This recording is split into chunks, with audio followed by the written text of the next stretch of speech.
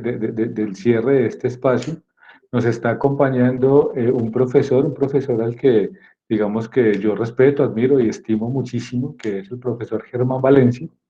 Y con él, que es, digamos, un investigador que ha trabajado muchísimo todo el tema de etimología, todo el tema de filosofía, todo el tema, digamos, como de lo que tiene que ser como el culto al lenguaje, no en el sentido cerrado el español, sino en todo lo que él puede ser, está, digamos, como acompañándonos. Yo lo invité para que fuera él el que orientara este encuentro del día de hoy. Entonces, bueno, eso va a estar ahí. Pero antes de iniciar con Germán, que creo que ya está acompañándonos en el espacio, quisiera que aprovecháramos a hablar de una película que va a estar muy en clave de lo que vamos a trabajar el día de hoy, que es la película que le recomendé el examen de la semana pasada. ¿Quiénes la pudieron ver?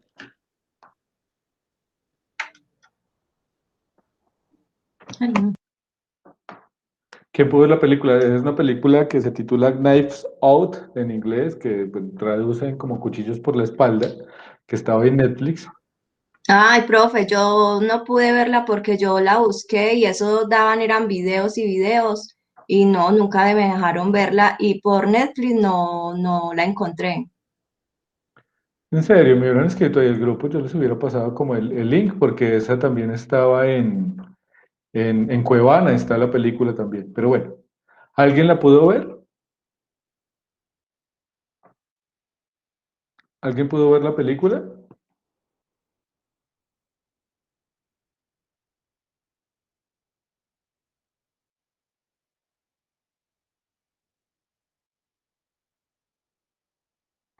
Profe, y en ese link que usted mandó, eso uno se tenía que inscribir para uno poder ver la película o algo así, No, pero en igual yo no me Cuevana. inscribí. No, para Cuevana no, o sea, para las otras de los seminarios anteriores sí, pero esta página de Cuevana, cuevana.io, que es una Yo película, la busqué por el celular y me salía que me tenía que inscribir, que inscripción gratis y todo eso. de pronto por el celular, pues el cine usualmente lo veo en el computador, pues como para poder verlo en pantalla, como más grande. En celular no conozco cómo sea el entorno de la plataforma, pero en términos concretos o específicos, en el portátil o pues digamos como para retransmitir, sí, usualmente no genera lío y también la encontré en Netflix, digamos como que sin problema. Pero bueno, entiendo pues que de pronto por alguna razón no lo hayas podido ver. ¿Alguien la pudo ver?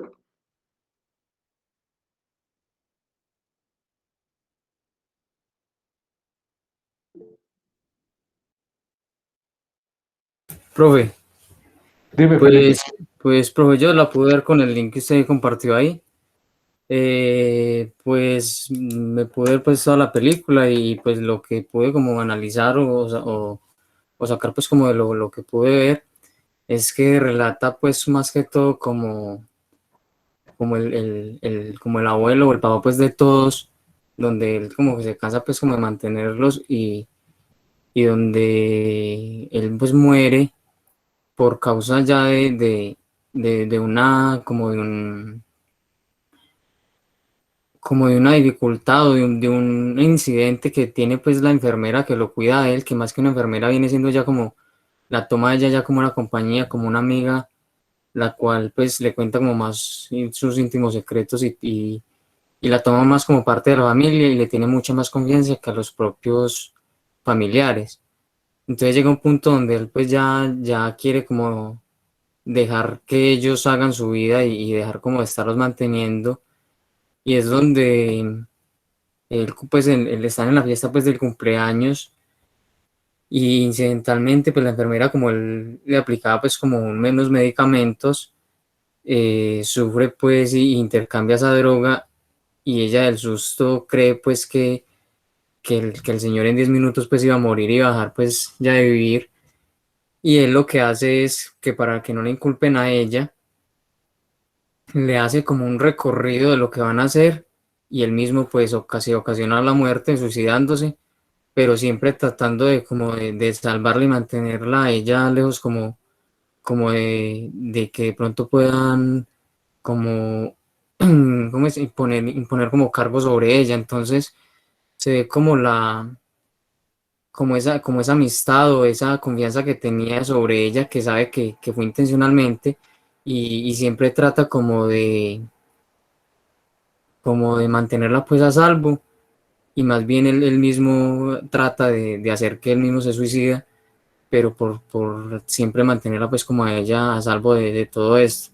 Y al final resulta que el señor, pues, si ella, a pesar de que creyó que había intercambiado pues como los medicamentos, realmente no, porque en sí el nieto fue el que trató como de hacer que eso pareciera pues que esta mujer lo había matado, pero en realidad ella también al confundirse salió aplicándole pues como la droga o los medicamentos que eran pues, los que realmente él necesitaba. Y entonces en esta confusión él, él se sale pues suicidando sin de pronto por la misma preocupación que ella sintió en ese momento, pero entonces él siempre trata es como de salvarla a ella y mantenerla como protegida para que no vaya como a recaer cargo sobre ella. Entonces creo que de pronto es como esa amistad o esa confianza que le tenía, que la trató más como una empleada o como una enfermera, más como parte de la familia y más como una persona que siempre estuvo como al lado de él, apoyándole y él contándole pues como todos sus secretos.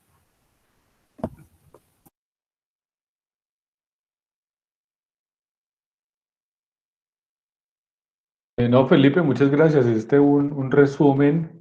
eh, Además que te felicito por dos cosas. Uno, hiciste muy buen resumen de la película, pero dos, no hiciste spoiler. Que eso es una virtud compleja. O sea, no todos podemos hacer. Por ejemplo, para mí hacer un resumen es muy difícil porque no puedo evitar todas las partes donde quitan, digamos, como la trama de la película. Entonces creo que hiciste un buen ejercicio contando la película sin narrar como los elementos como de ruptura ahí. ¿Alguien más quiere hablar de la película? ¿Alguien de los que lo pudo ver?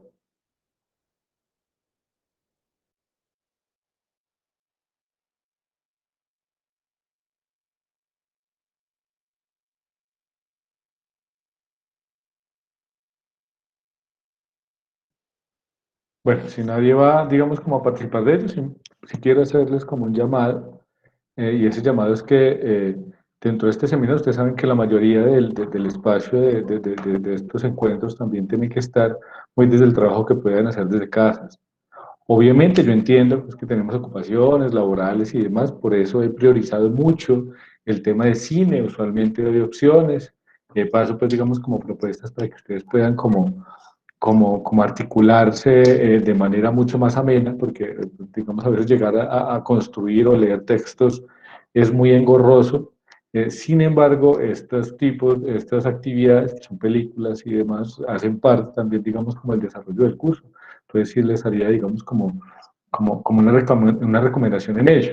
Porque pues finalmente eso, el poder participar y ver este tipo de películas no es un problema, digamos, como decorativo, sino que está muy de la mano de, de los ejercicios que estamos trabajando en clase. Esa película fue una película que se eligió pensando en poder trabajar todo lo que tiene que ver con semiótica o con semiología. De pronto el profesor Germán nos puede hacer ahorita una distinción sobre ello, pero que es necesario poder abordarlas para poder tener un desarrollo mucho más adecuado del encuentro.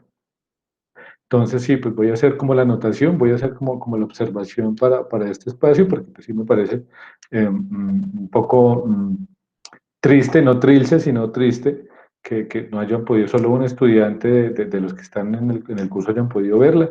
Además, porque es el link de Cuevana, no conozco el entorno de celular, tal vez ahí Joana tenga razón, pero por lo menos en el entorno de PC se permite ver. O sea, yo la he trabajado desde ahí, sé que también está en Netflix porque la busqué por ese medio. Entonces creo que estaba como las posibilidades para poder verla de manera online sin ningún inconveniente. Además, una película de humor.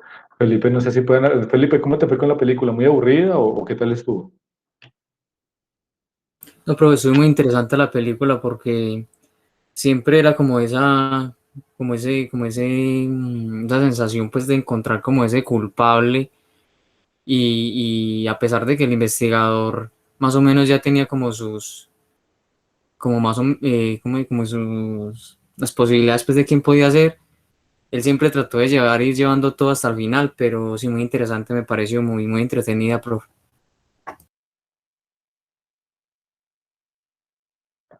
Muchas gracias, Felipe, porque también digamos que ese es el interés de poder proponer este tipo de contenidos.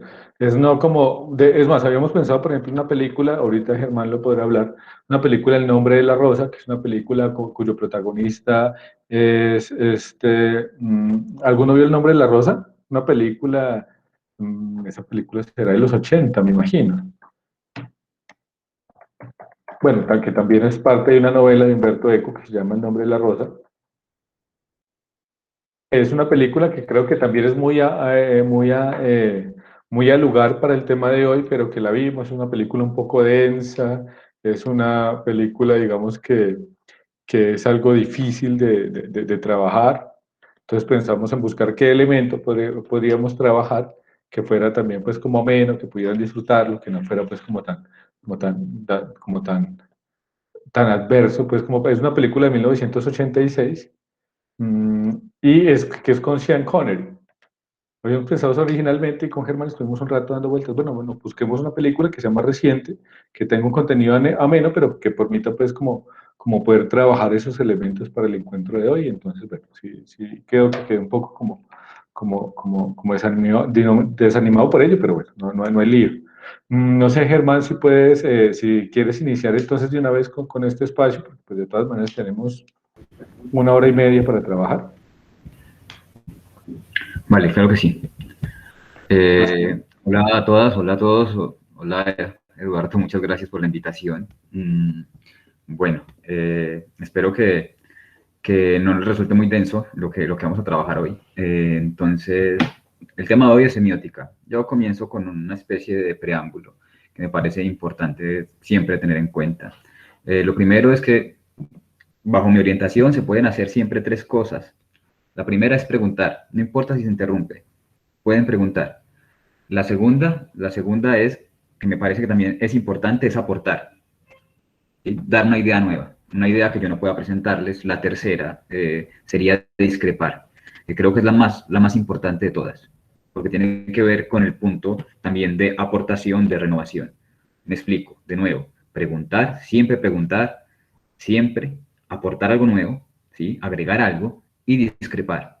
Pueden interrumpir, no estoy de acuerdo, creo que lo está diciendo de mala manera o lo está diciendo de manera incorrecta, y yo trataré de revisarlo y volver otra vez para recapitular y que todo esté claro.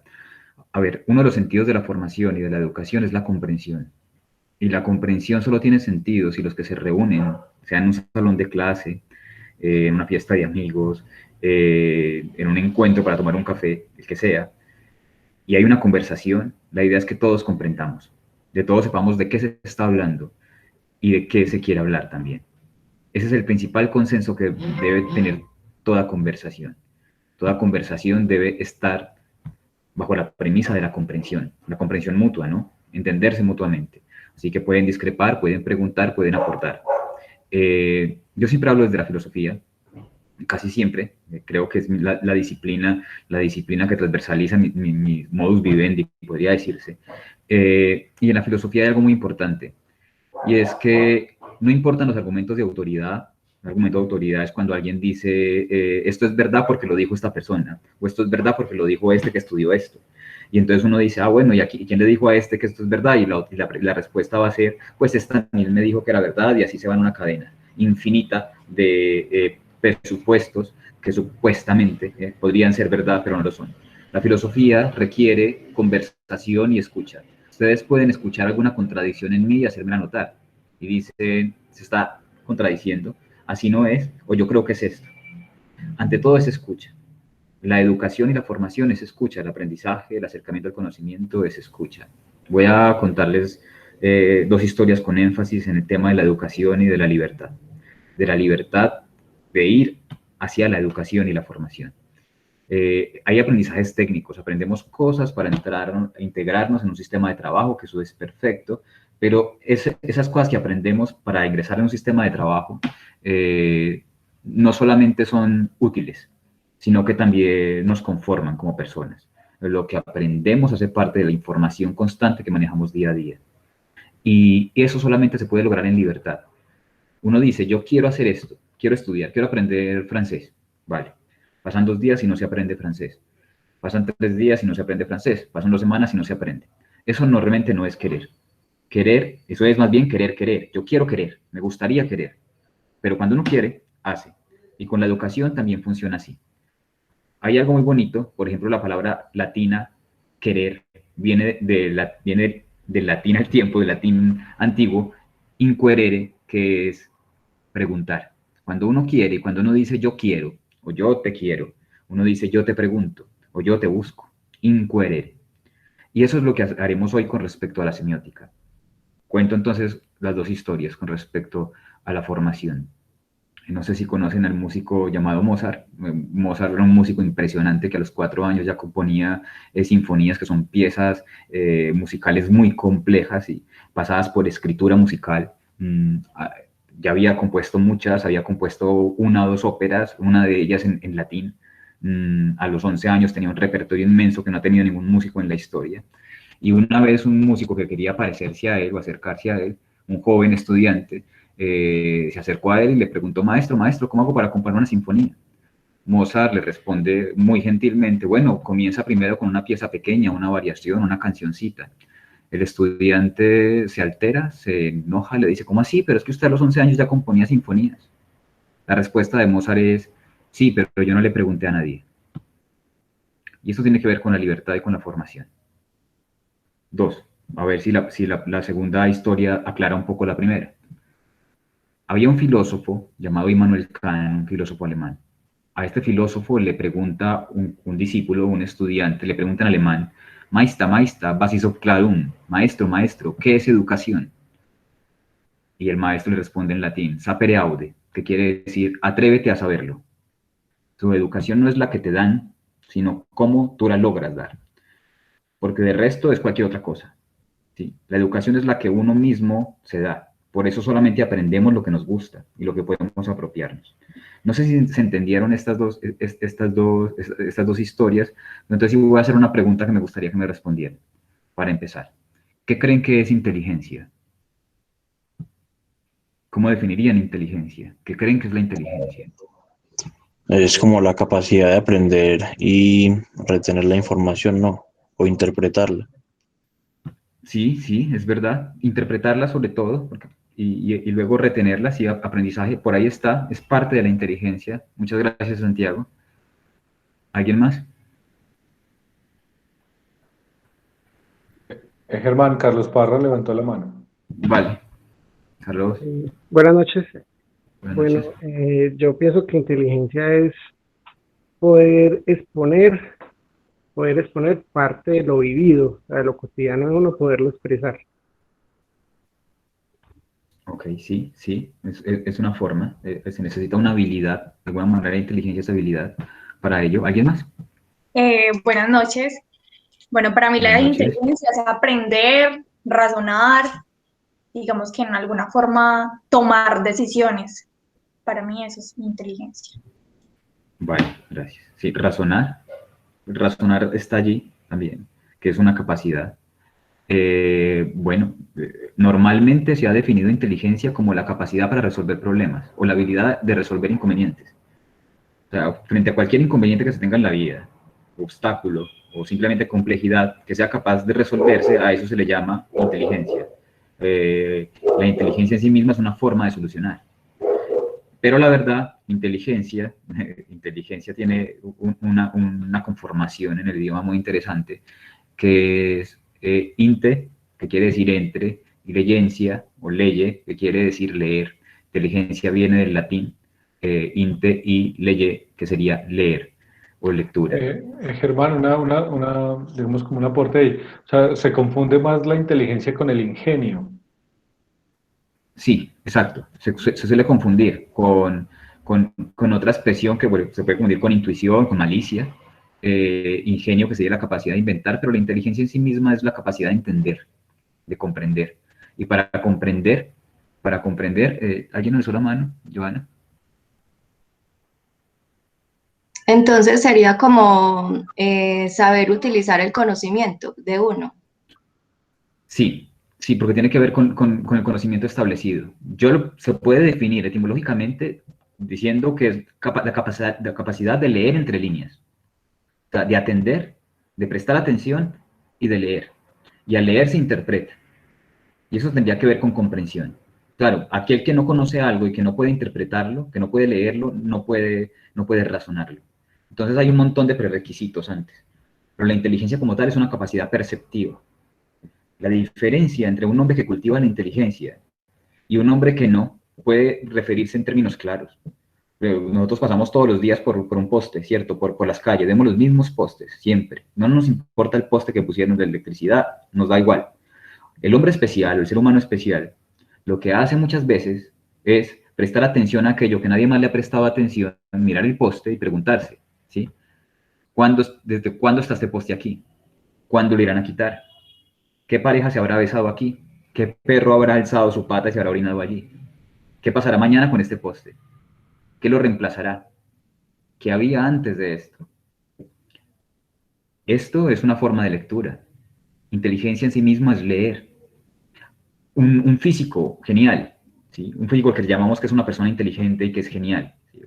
Cualquiera de los físicos conocidos, Schrödinger, Heisenberg, cualquiera de ellos. Podemos decir que son inteligentes porque son capaces de leer la disciplina o la ciencia en la que están. Son capaces de entenderla rápidamente, de interpretar rápidamente y moverse rápidamente en ella. Lo mismo para un matemático o para un ingeniero. Lo mismo para cierto tipo de inteligencias, la inteligencia lingüística, la inteligencia para captar idiomas. Todo eso tiene que ver con una capacidad de lectura. Y leer como tal, que viene de logos, creo que Fernanda habló de razón. La palabra logos se tradujo luego, la palabra logos es griega, que se traduce mucho como estudio, también se traduce como razón, ratio, que es calcular. Todo ese cálculo solamente se puede hacer cuando se lee, cuando se distingue, cuando se decodifica. Toda inteligencia en sí misma es una capacidad de lectura, sea donde sea que se aplique, en la ingeniería, en las finanzas, en el mercado. Hay vendedores que son inteligentísimos porque saben leer los gestos de aquellos a quienes les venden algo. Y eso tiene que ver con lo que vamos a ver hoy. La inteligencia en sí misma es pura lectura y pura al tiempo atención, puro querer de verdad atender. Por ejemplo, cuando estamos saliendo con alguien, los primeros días que salimos con una persona, lo que se hace mutuamente es leerse. Leerse para conocer sus gustos, para saber con quién es que se va a salir, cómo se conquista. ¿Qué pasa luego cuando las personas se casan y pasa la costumbre y la costumbre pesa y luego se olvida? ¿Qué es lo que se deja de hacer? Se deja de estudiar al otro, ¿no? Se deja de estudiar al otro, exacto. Y entonces uno piensa que el otro ya uno lo conoce y entonces se acostumbra a ese otro y cree que ya es todo, mientras que no es cierto. No es que ya sea conocido, es que ya no impulsamos a que se renueve y porque ya no leemos más. Nos quedamos con ello. Germán, además que hay una cosa muy curiosa en lo que dices, porque usualmente cuando terminan las relaciones, terminan con una frase, es que yo pensé que lo conocía y resulta que no. Sí, es lo paradójico, porque realmente lo que se quiere es una estabilidad, pero a la hora de la verdad una relación en un sentido fuerte de la palabra lo que hace es leerse mutuamente. Lo que uno podría decir es me cansé de leerte, ¿sí? O sea, este libro ya no me gustó, este ámbito no me gustó, quiero otro. Pero que las cosas dan signos, gestos, rasgos para siempre y que todo es múltiple y plural, nadie es lo mismo durante 1 año, 2 años, 3 años, 4 años. Yo creo que puede ser una verdad de puño. El tema es cuando uno deja de hacer. Por ejemplo, el chico se baña, se arregla, se acicala, nos bañamos, nos acicalamos y vamos y vemos a la chica. Y la buscamos y llegamos re lindos a nuestras citas y entonces llevamos dinero para invitar, pero después de la 5ª cita y después de mucho salir y hablar, pues ya poco nos renovamos y entonces si acaso nos bañamos, vamos con poquito dinero y quizá ya no nos preocupamos mucho por qué ropa llevamos. ¿Qué va a leer la chica? Una lectura normalmente semiótica, pues que ya no hay interés. Ahora bien, no sé si, Edu, me puedes por favor compartir, para compartir el documento, vamos a empezar con esto que es semiótica y semiología. La palabra semiótica y semiología está vinculada netamente a la lectura y a la escritura. Hace Listo. parte de un ámbito llamado lingüístico. Ger, dame un segundo, listo. Ya voy a Vale, compartir el no, documento y les cuento a todos que igual el vale. documento y las dos imágenes que tú propusiste ya están en la plataforma. Entonces pueden descargarlos de allí cuando quieran, pues como abordar un poco. Las imágenes no están en la mejor calidad, pero aún así se entiende lo que dice. Ah, listo, profe, muchísimas gracias. Vale, igual si algo, yo uso el tablero ahorita y volvemos a hacer las imágenes, las repetimos, ¿sí? Ahí in situ.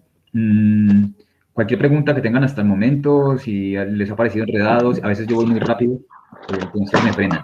Pueden hacerlo abiertamente.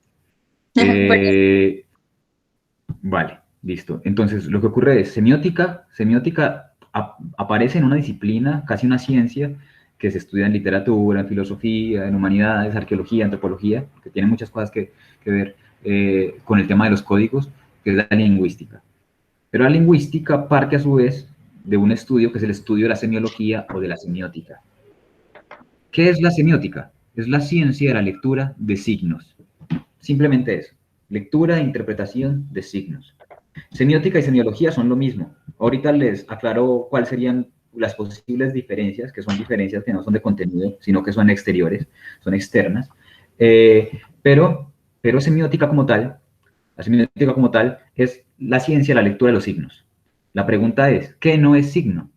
Si todo es un signo, la forma en la que yo muevo las manos, el por qué miro tanto al parecer en dirección a donde puedo verme a mí mismo. Lo que pasa es que no quiero que estalle el bombillo, por ejemplo, y eso es un indicio de, o bueno, o es narcisismo o es que no quiero que estalle el bombillo, ¿cierto?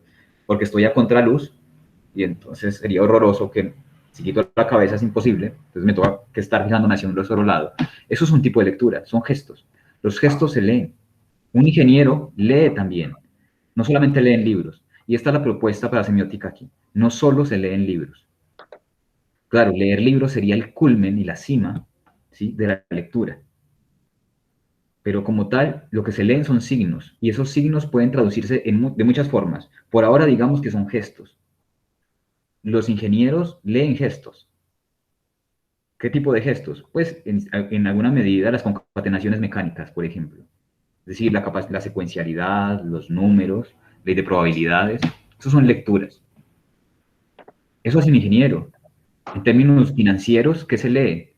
Se leen estadísticas, se leen también posibilidades, probabilidades. Si es un tema de marketing, se leen cifras y también se leen maneras de, ¿sí? Por ejemplo, saber qué tipo de cosas está consumiendo las personas, ¿sí? ¿Ya están viendo la presentación? Sí. Sí. Listo, ahí estoy entonces, cualquier cosa me dice. Ok. Gracias, Ed. Se lee de todo. No hay un solo ámbito que no se lea. Desde que haya seres humanos, o sea, desde que haya sujeto, hay capacidad de lectura. Eso no ha sido siempre, obviamente, pero podría ser que casi siempre. Hablemos en términos evolutivos, hablemos 160.000 años antes de nuestra era. No había escritura. ¿Se leía? Sí, se leía. ¿Cuáles creen que serían los mejores lectores en una época en la que no había escritura? Que no habían textos, en el que habíamos por allí como recolectores, cazadores, viviendo de las presas y durmiendo en cuevas, ocultándonos de los animales grandes y de los otros homínidos. ¿Qué creen ustedes? ¿Cuál sería el lector allí?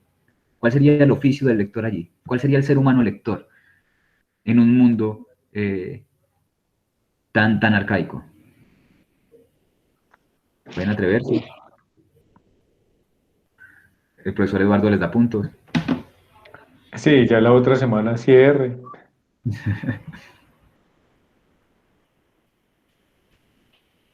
Si quieres, vuelves a elaborar la pregunta.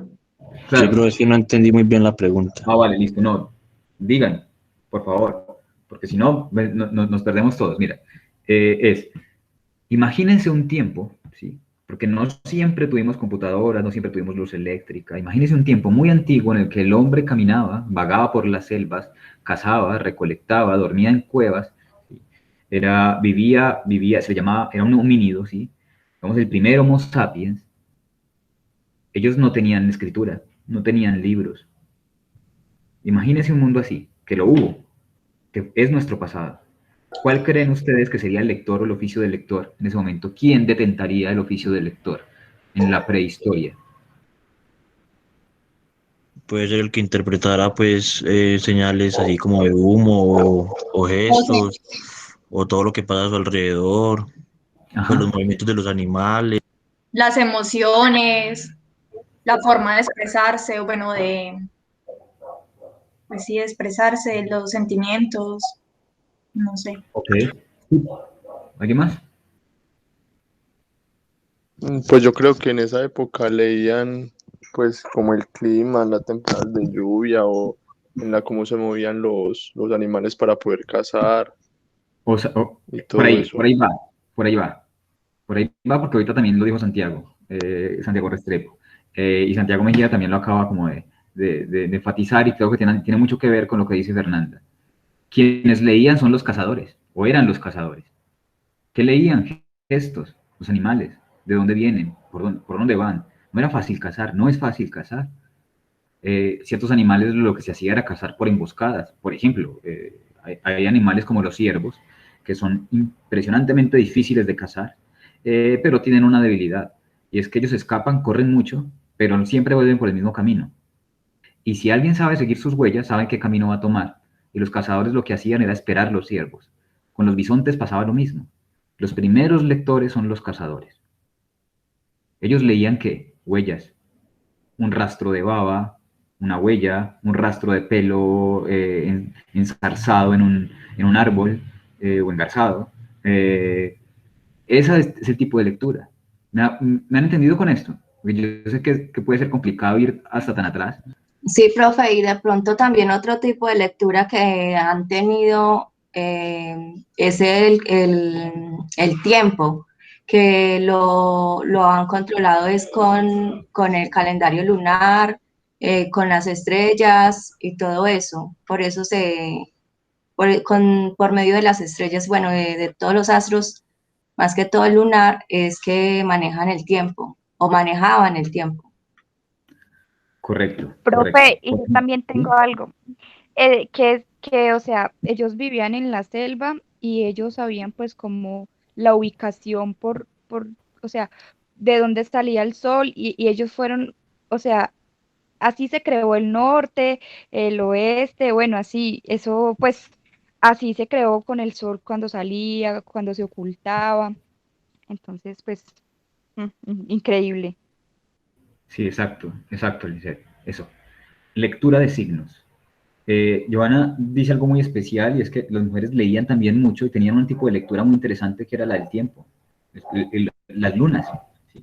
Y las que reconocían los cambios de una creciente y una menguante, porque el mes es lunar, por ejemplo, y el mismo día puede contarse simplemente por ciclos.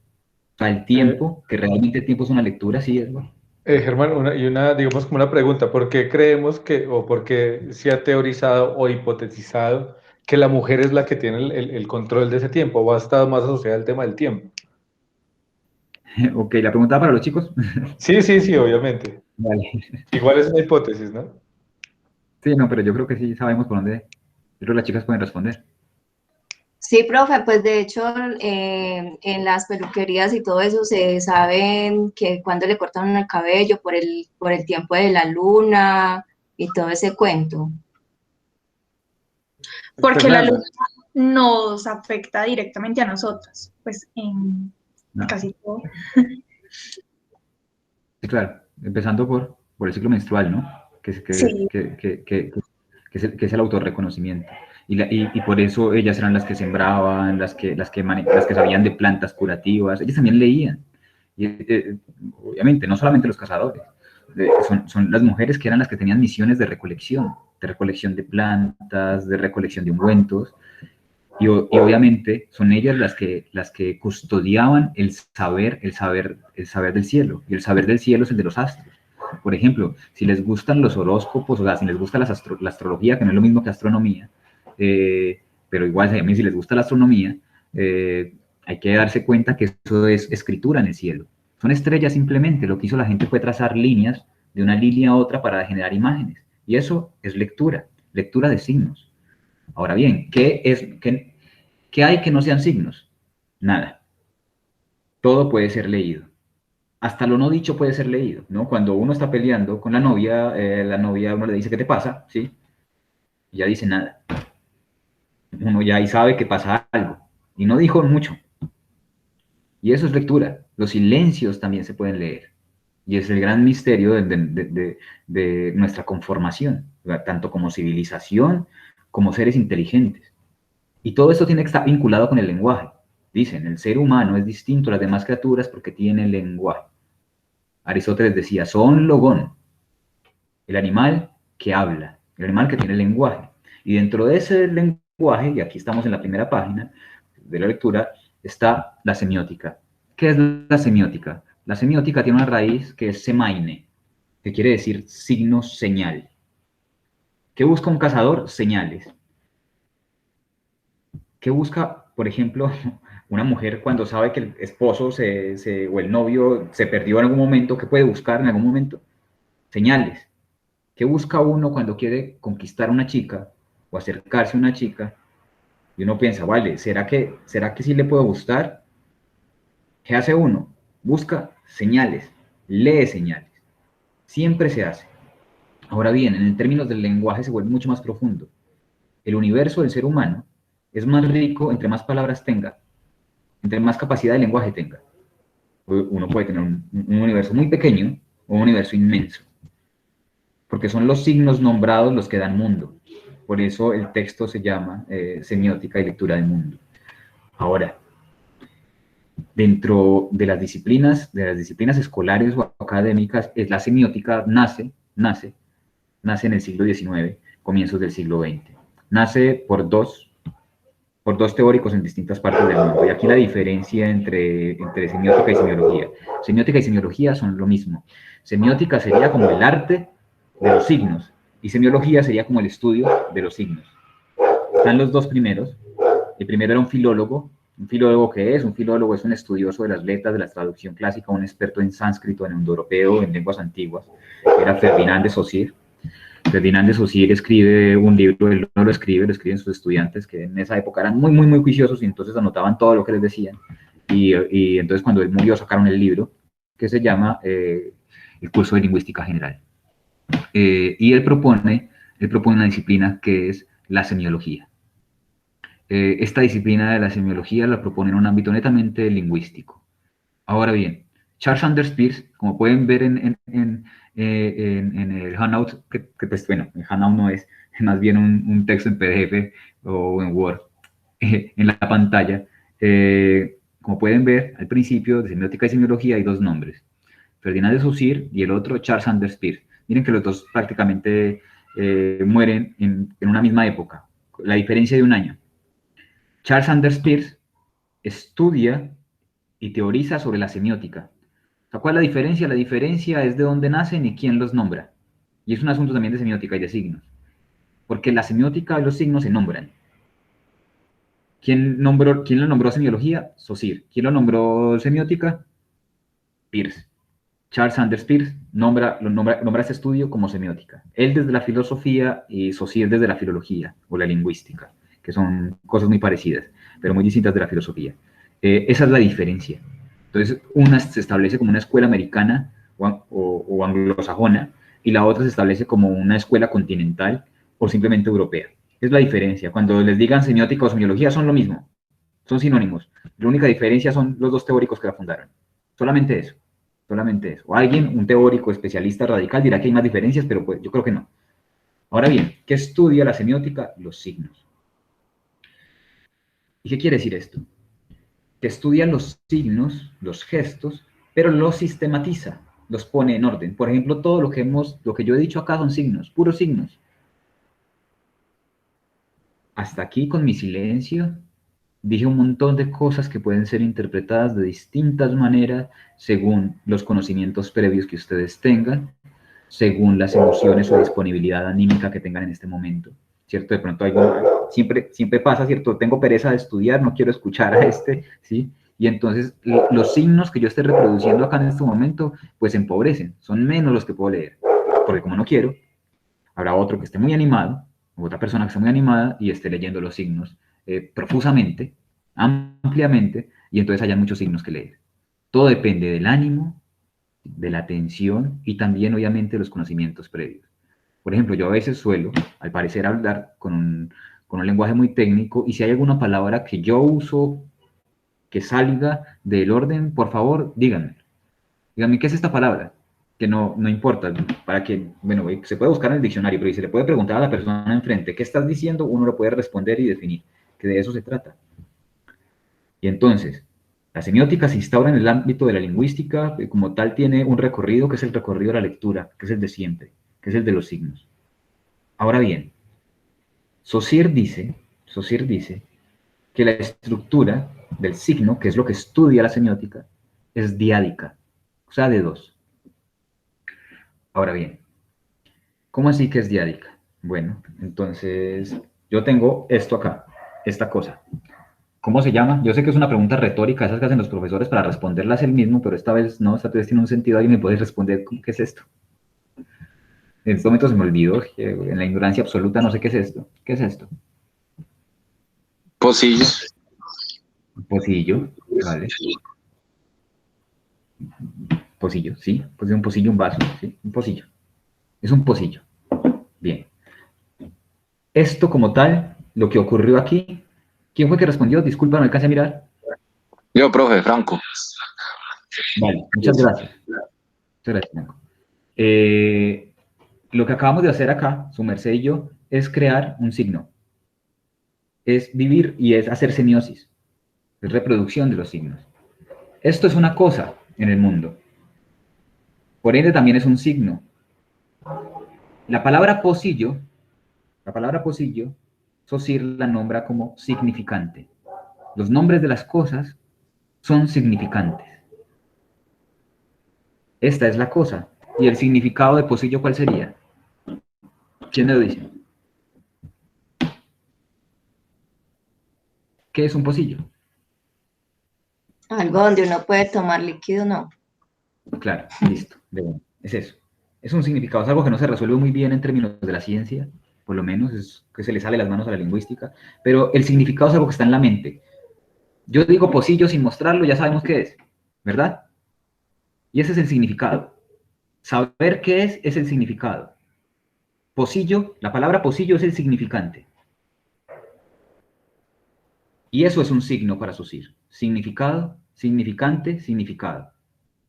Significante, significado. Ahora yo tengo esto que sería, esto es un celular, ¿verdad? Sí. Esto tiene una significancia, ¿cierto? Es un significado, ya sabemos, lo quito y sabemos qué es, digo celular. ¿Sí? La palabra celular es el significante y el significado está en nuestra mente. Saussure lo definía como concepto.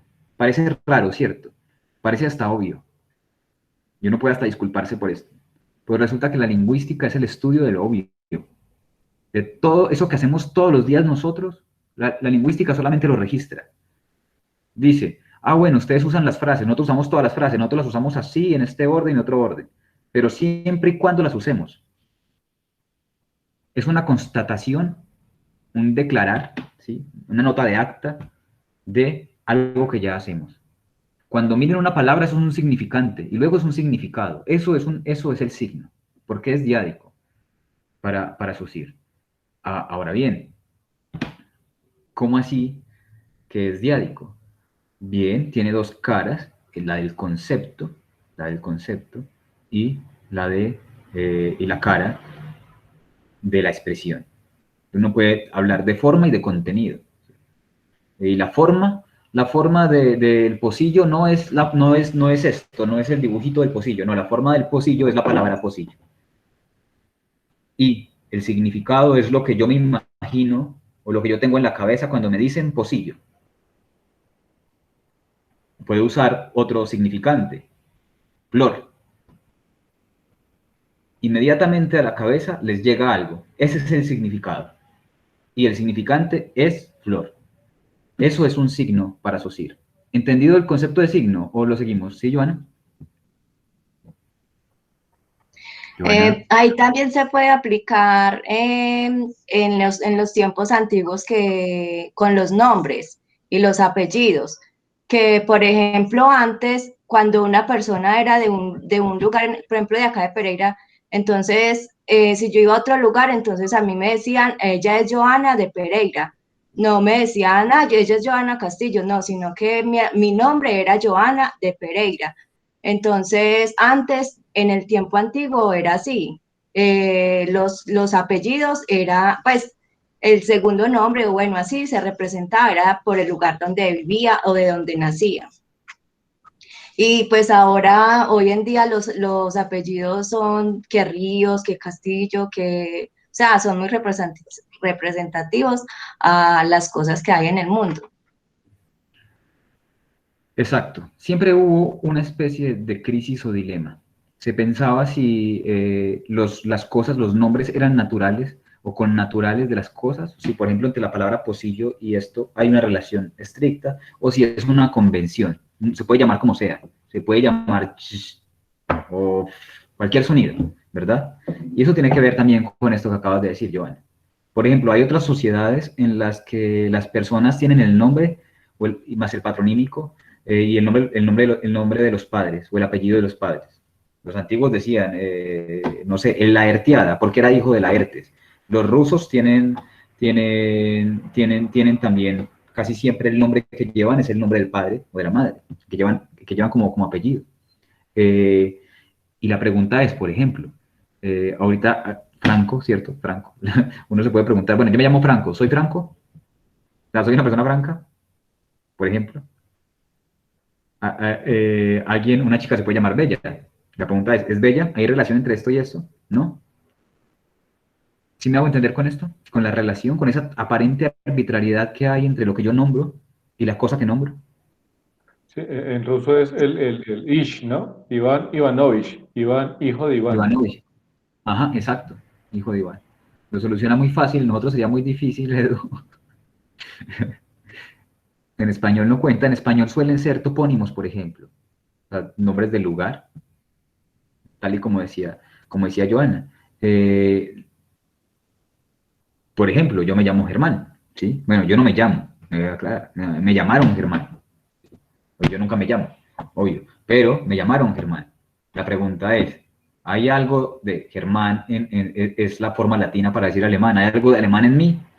De pronto un gusto, pero nada más. No hay ninguna conexión entre mi nombre y yo. A no ser, y hay conexiones entre las cosas y los nombres. ¿Las hay? Existen las onomatopeyas, por ejemplo, que es una forma de relacionar la cosa y el sonido, que sería el significante.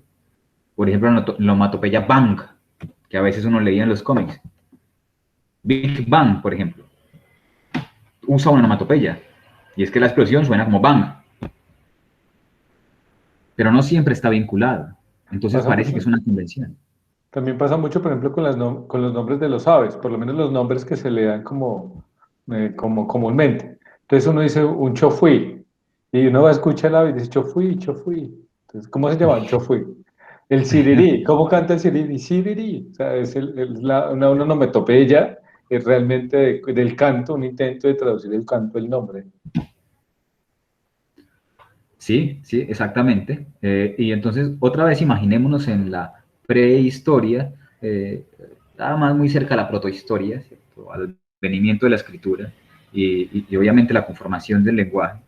Y de pronto un fabricante que está tratando de hacer un sílex, que es un sílex, es un tipo de piedra y mineral que sirve para atar a una madera, para hacer un hacha, ¿cierto? Un hacha rústica.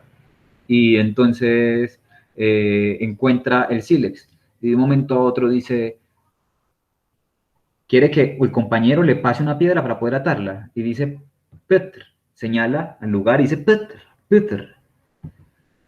Y de ahí para allá nombramos a ese tipo de objetos piedras.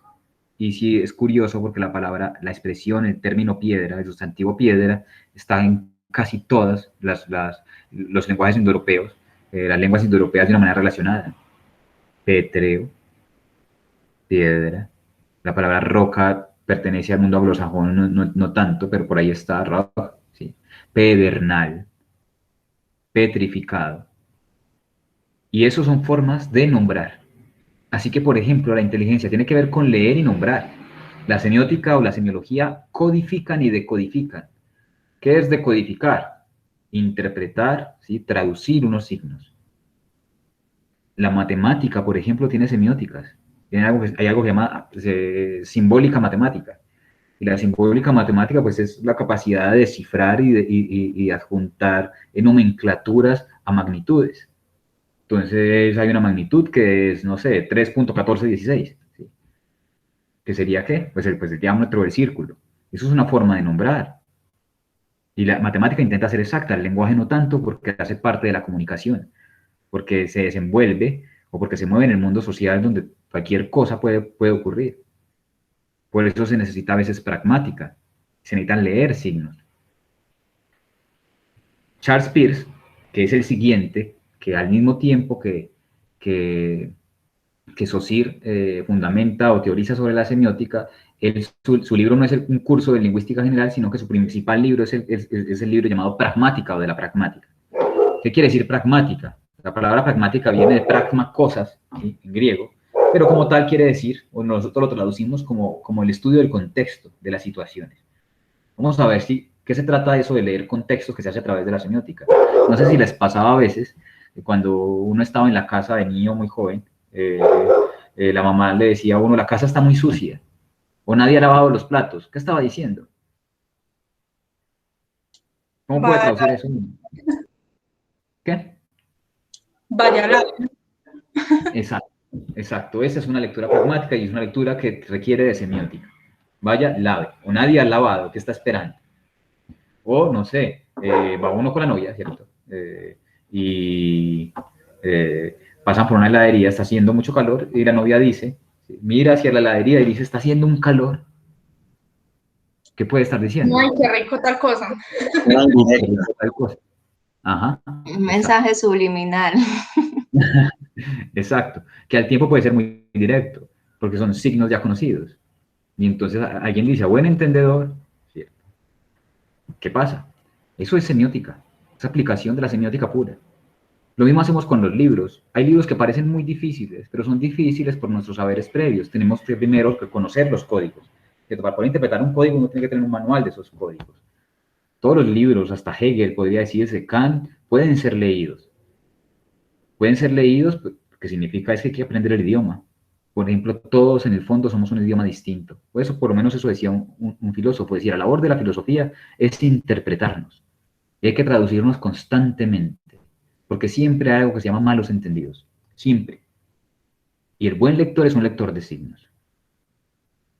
Y el lector, o el inteligente, o el ser humano inteligente, capta muy rápidamente todo. Entonces dice, uy, entendió rápido, sí, pero qué inteligente es. No, leyó. Pero para poder leer hay que estar concentrado. Todos tenemos la misma inteligencia. El problema es que no todos queremos hacer algo. O no todos atendemos a. Ahora bien, ¿entendimos lo de Saussure, lo del signo diádico, lo del signo del significado y significante? Vamos a otro ejemplo. Sí, señor. El lápiz. Vale, gracias, Santiago.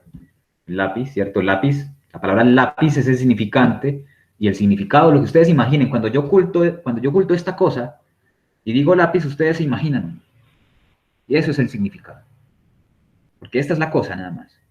Ahora bien, yo los puse acá paralelos porque los tres se pueden entender, a pesar de que no parezca y que Saussure diga que el signo es diádico, pues si el signo hace parte de su teoría, pues también, sí. Germán Edison levantó la mano. Edison, qué pena. Profe, sí, una pregunta, qué pena devolverme un poquito. ¿Cuál es que el significado de las hematopeyas? Las onomatopeyas lo que son sonidos, ¿sí? Sonidos que están directamente vinculados con lo que nombran. ¿Qué es una onomatopeya? Es onoma, quiere decir en griego nombre, y zopei quiere decir característica o actuar. Entonces, el nombre que actúa como la cosa, por ejemplo. Nombres que se parecen a la cosa que nombran. No sé, a ver, busquemos una onomatopeya que no sea van. Por ejemplo, Germán, perdón, ahí interrumpo. Pasa mucho Vale. con los niños. Entonces, los niños uno le dice perro y el niño dice guau. Exacto, eso es una onomatopeya. Exacto, porque el niño no está diciendo perro, pero está asociando el sonido que escucha al animal. Entonces uno dice, no, ¿cómo se llama él? ¿Cómo se llama él? Entonces no dice perro, dice wow. Es decir, está asociando, hay una asociación como muy cercana entre el sonido que emite y digamos, como el concepto como tal que se trabaja. Aunque hay muchas palabras, digamos, no solo en la infancia, sino hoy que son onomatopéyicas. Entonces, en las historietas, como dice Germán, pasa mucho. Entonces, está que uno ve el esto de plop, entonces para decir el golpe, ¿sí? Bang, para decir la bomba, splash, para decir cuando alguien entra al agua. Si tú dices, por ejemplo, splash, esa palabra que hace, como el sonido que hace el agua cuando chispea, ¿no? Es más, la palabra chispear es onomatopéyica, porque tú chispeo. ¿Qué es el chispeo? Es eso. Por ejemplo, con el tema de las aves, ¿no? Entonces, ¿cómo se llama esa ave? No, el chofui. Y tú escuchas el ave, chofui, chofui. O sea, es una relación muy directa entre el sonido que se emite y la cosa en sí. Claro, está el plof también, que suele ser de una onomatopeya, y como tal, hay muchas. Puede también pasar con los idiomas. Hay un idioma indoeuropeo cuya palabra para silencio es mu. Y ustedes han escuchado que alguien dijo no diga ni mu. Y esa es la palabra directamente relacionada con la cosa a la que nombra. Y lo que aparece. Eso es la onomatopeya. Que hace menos arbitraria la relación entre un nombre y su cosa, y la cosa nombrada. Pero como tal, lo que hay son nombres. Esos nombres podemos llamarlos de muchas maneras. Signos, códigos, ¿sí? Rasgos, referentes, señales. Y allí están. Muchas veces hay lenguas que son mucho más onomatopéyicas. La nuestra tiende menos a eso, pero tenemos onomatopeyas. Sobre todo, por ejemplo, en nombres técnicos, nombres de cosas. Ahora bien, eso para Pierce, para Saussure, ahora con Pierce vamos a entenderlo de otra manera, pero es lo mismo, es la misma cosa. A mí me parece que Pierce es más claro. Entonces vamos a empezar. Realmente la relación del signo para Pierce es triádica. Ya no es diádica, sino triádica. Y esa relación triádica es, para él, la cosa, el pocillo, la cosa, ¿sí? El representamen. ¿Cuál sería el representamen? ¿Qué representa la cosa? Haría un buen punto para la persona que lo responda. ¿Qué representaría la cosa? Por ejemplo, si yo no tengo el pocillo, si yo no tengo esto, y quiero hablar de esto, lo represento. Sí. Dime. El significado, no. El nombre, profe. El nombre, exacto, que sería el significante. La función. Vale. O como vamos para bien. qué lo utiliza. Por ejemplo, O sea, yo digo, estoy aquí en mi trabajo y me gustaría tener un café, ¿cierto? Y entonces lo que le digo a un amigo es, quiero un pocillo. Yo no tengo ningún pocillo. Digo que quiero uno. Inmediatamente lo representé. Las palabras son representaciones. Ahora sí me hago entender que esas representaciones, Saussure las llama significante, no significado, porque el significado es lo que está en la cabeza. Siempre piensen que el significado está en la cabeza. Ustedes saben que el significado siempre está en la cabeza. ¿Cierto? Porque no podemos, yo no puedo definir cuál es el significado del perro, cuadrúpedo, canino, no. Uno sabe cuando le dicen a uno perro, uno piensa en un perro. O al revés. Vuelvo. Esta es la cosa para para Peirce, y pocillo es el representamen. ¿Por qué? Porque es el que representa el pocillo. Yo lo puedo dibujar, pero eso sería, por ejemplo, en las lenguas hay lenguas que son lenguas ideográficas o lenguas que son jeroglíficas, que son de imágenes o de conformación de ideas. Pero como nuestra lengua es alfabética y es silábica, entonces lo que usa son sonidos. ¿Y cómo representamos las cosas? Con sonidos. Cuando yo digo mi mamá, yo no tengo que mostrarla, ¿cierto? Yo solamente digo mi mamá y ya pensamos en una mamá. Eso es el representamen. ¿Y cuál sería el significado de mamá? Lo que nosotros nos imaginamos que es una mamá. Significado, yo sé que esto es complicado porque para un estudiante de literatura o de lingüística a veces esto cuesta porque confunde. El significado es el concepto, lo que está en la cabeza. El significante es la representación, la palabra. Para Peirce, quedémonos con Peirce, está el representamen, que sería la palabra, y la cosa. Una cosa y la represento. Por ejemplo, el nombre, mi nombre, el nombre de cada uno de ustedes. Ustedes son un signo en el mundo, muchos signos, es verdad, pero son un signo en específico en el mundo. Y cuando nacieron, no quisieron que ese signo estuviese vacío. Y entonces, ¿qué hicieron sus padres? Les pusieron Nombre. Un nombre. un nombre. Y ese nombre se llama significante. Y ustedes andan por la vida buscando su significado, ¿verdad? Eso espero. Pero no sabemos muy bien cuál es el significado de nuestra vida. ¿Yo qué significo? Ser humano, masculino, no. Significado es lo que yo realmente puedo abarcar en muchos aspectos. Eso es muy conceptual y muy mental. Pero el significante sí, es el nombre. Sí, Germán, y por ejemplo, hablando del tema amoroso, fíjense que cuando uno está saliendo con alguien y uno no sabe cómo va la relación, uno que dice, oye, ¿y yo qué significo para ti? Porque, y es una pregunta, eso es una pregunta saussuriana profunda, ¿no? O sea, Es verdad, es verdad. Es verdad. Y se vuelve filosófica, que es importante. Ahora bien, la cosa se complica cuando uno dice, porque Saussure agrega algo más, y esa agregación la llama como tal interpretante. El interpretante sería algo parecido al significado como está en el documento, ¿sí?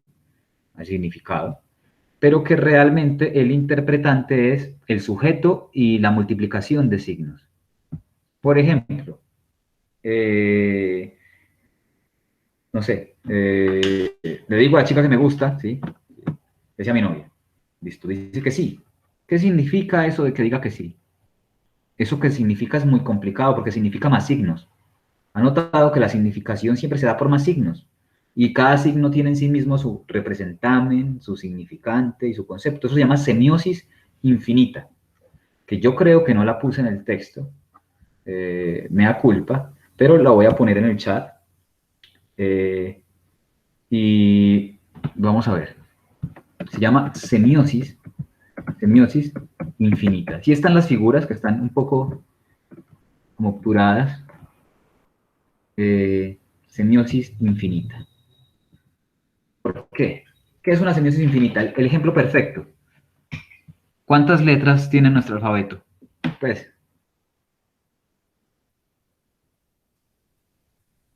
no es una pregunta para corchar, es simplemente para poder dar pasos. ¿Sí? No podemos decir que 24 como el griego, 27. En fin, son pocas, ¿verdad? ¿Estamos de acuerdo en eso? ¿Que son muy pocas las letras de nuestro alfabeto? Sí, profe. Bueno, pero aún así podemos estar de acuerdo en que aunque sean pocas las letras de nuestro alfabeto, podemos decir todas las palabras del mundo, y son miles las palabras.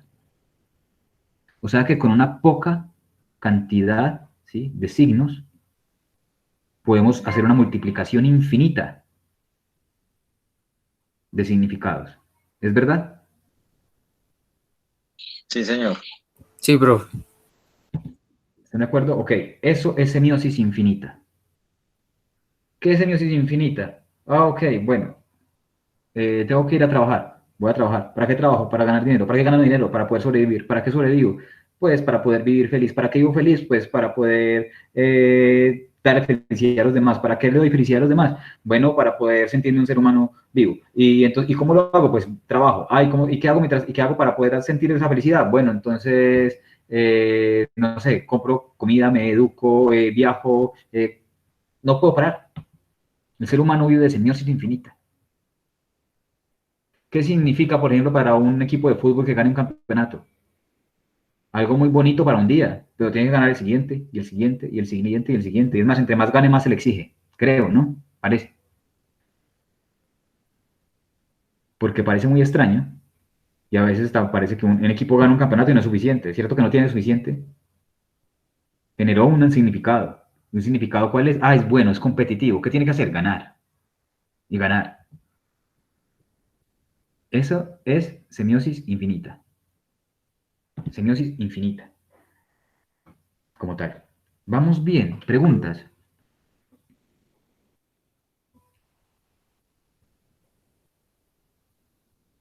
Me dice Todo que vamos claro, más o profe. menos, yo replanteo.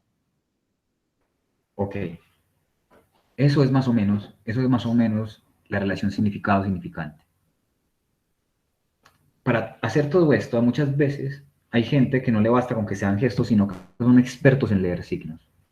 Un ejemplo, por ejemplo, la película, que no sé cuál sería la traducción correcta, Edu, cuchillos afuera, algo así, o no sé.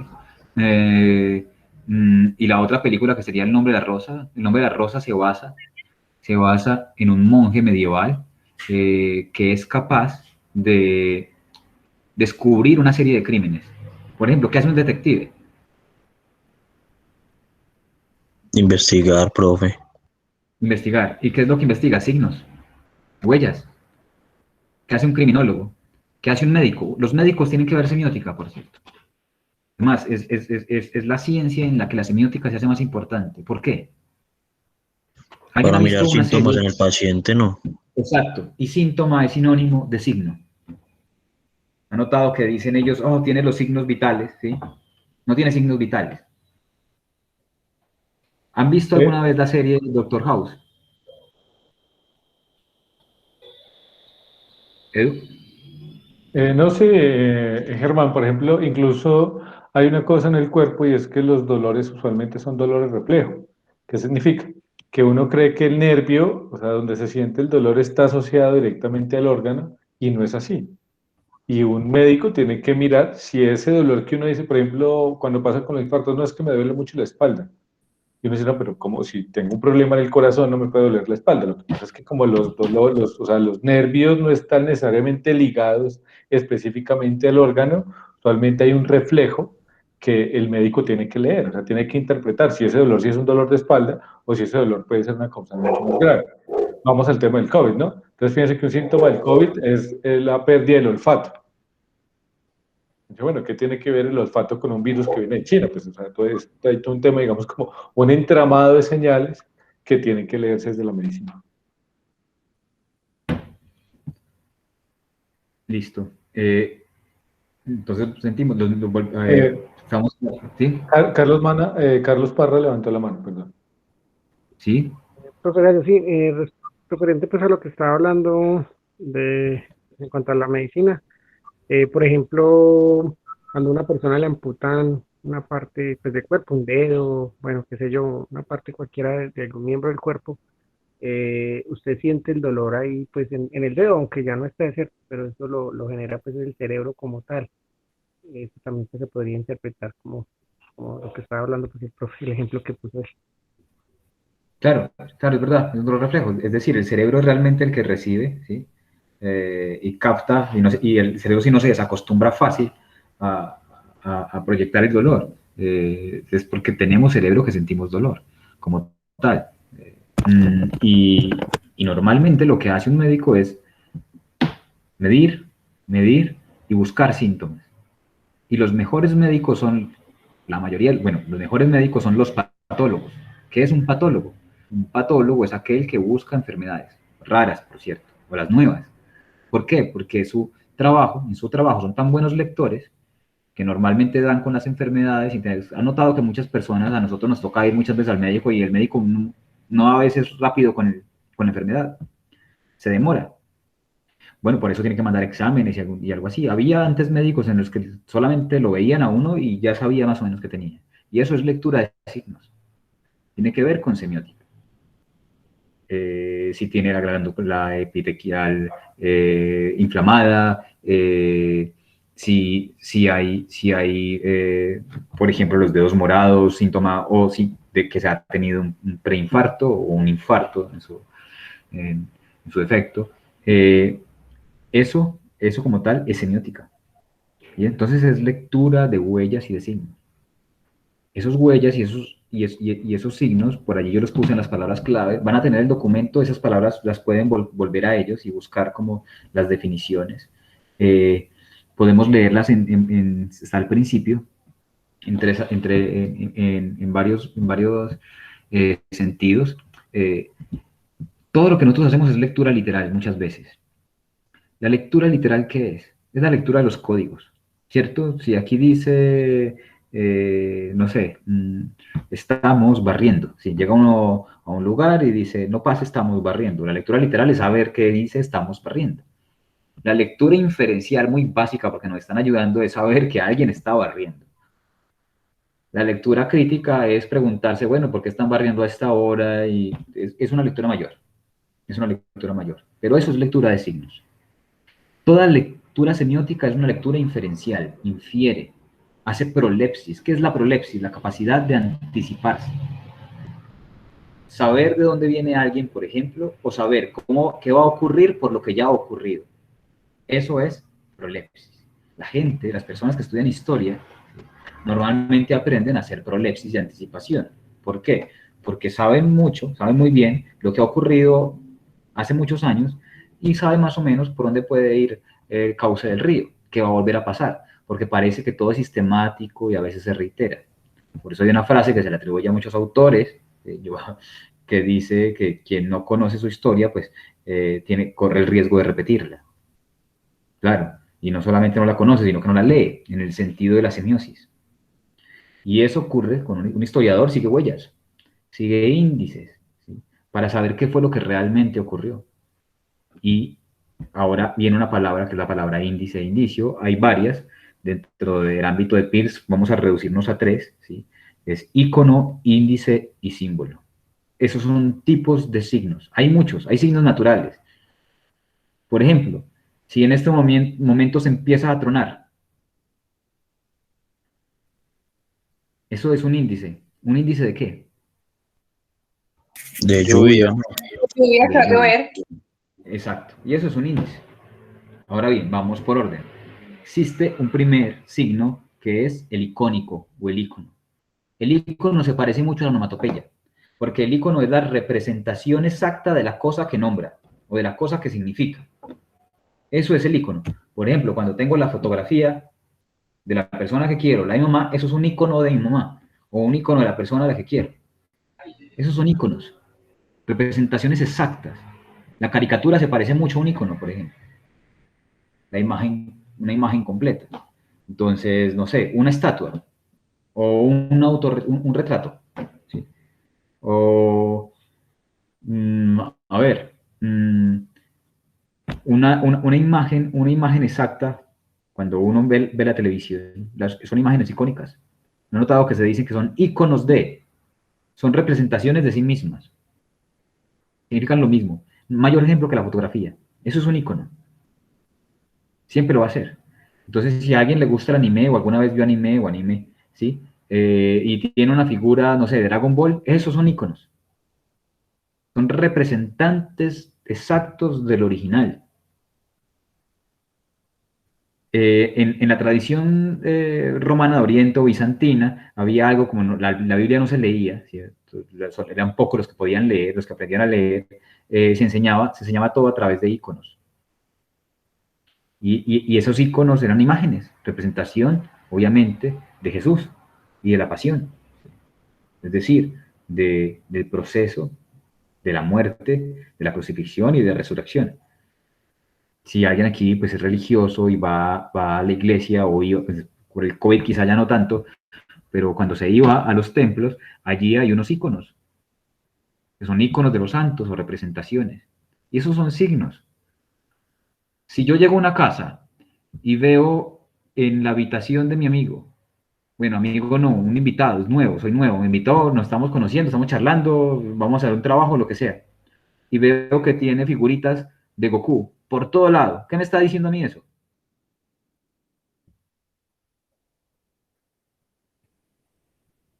¿Sí? Que le gusta ser muñeco. Que le gusta eso, pero uno puede ampliar y hacer semiosis infinita, ¿no? Que le gusta Goku, o que le gusta el anime, y que porque le gusta el anime es friki, y porque es friki posiblemente sea muy estudioso y le guste coleccionar cosas, y porque le guste coleccionar cosas posiblemente no salga casi de la casa, y porque no salga casi de la casa posiblemente no tenga novia. Más o menos así. ¿Se dan cuenta cómo se hace la lectura de semiosis infinita? Y eso a través de un icono. Ahora bien, está el índice. El índice como tal, ¿ustedes recuerdan los nombres de las manos? Los nombres de los dedos de la mano. ¿Lo recuerdan? Sí, señor. ¿Recuerdan? pulgar, ¿cierto? Vamos a empezar. Meñique, Meñique. anular este. Corazón medio, no lo vamos a mostrar así, es medio. Si bajo los otros dos dedos estaría mal, ¿sí? Medio. Y este, Índice. índice. ¿Y qué hace el índice? Señala. Señala, exacto. Y Pone la señala, huella para retirar el dinero. también, la huella. Señalar. Señalar es una palabra es castellana que viene de la palabra latina signo, que es signo. Señala. ¿Sí, Carlos? Profe, una pregunta. En cuanto a lo que usted hace un momento habló de signosis infinita, poniendo el ejemplo que usted puso ahorita hace un momento de, digamos, está tronando. Por ejemplo, para mí, un trueno, listo, significa lluvia, que bueno, yo quiero salir, quiero estar bajo la lluvia. Por ejemplo, para usted el trueno significa no, va a caer una tempestad, se nos va a quemar los televisores, desconectemos todo, resguardémonos. Bueno, o sea, me quiero referir a que ese significado para mí es diferente que para otras personas. Eso podría estar ahí en esa signosis infinita. Exacto. Eso hace parte de la semiosis infinita. Porque es el interpretante el que está aquí, el interpretante, el significado, el que da la posibilidad, que realmente no es ni el significado ni el sujeto, que no es el que interpreta, se ha visto siempre de manera incorrecta, sino que es la posibilidad de reproducir los significados. Y eso exactamente, Carlos, yo le daría muy buenos puntos por esto. Esto es semiosis infinita. Eso es semiosis infinita. ¿Qué haría un investigador? Esos puntos. ¿Qué haría un investigador? Un investigador daría, bueno, Germán, hubo un crimen, ¿cierto? Y el crimen que hubo, el muerto, por la hora de fallecimiento, apareció mientras había una tormenta en la ciudad. Entonces él investiga y dentro de los posibles sospechosos estamos su merced y yo, Carlos y Germán, y bajo la descripción que su merced hace, entonces él dice y luego trata de resolver. Pero es Germán al que no le gusta salir mientras llueve. En cambio, Carlos sí estaba afuera. Algo tiene que saber. Y ese sería un semiólogo. ¿Me hice entender con eso?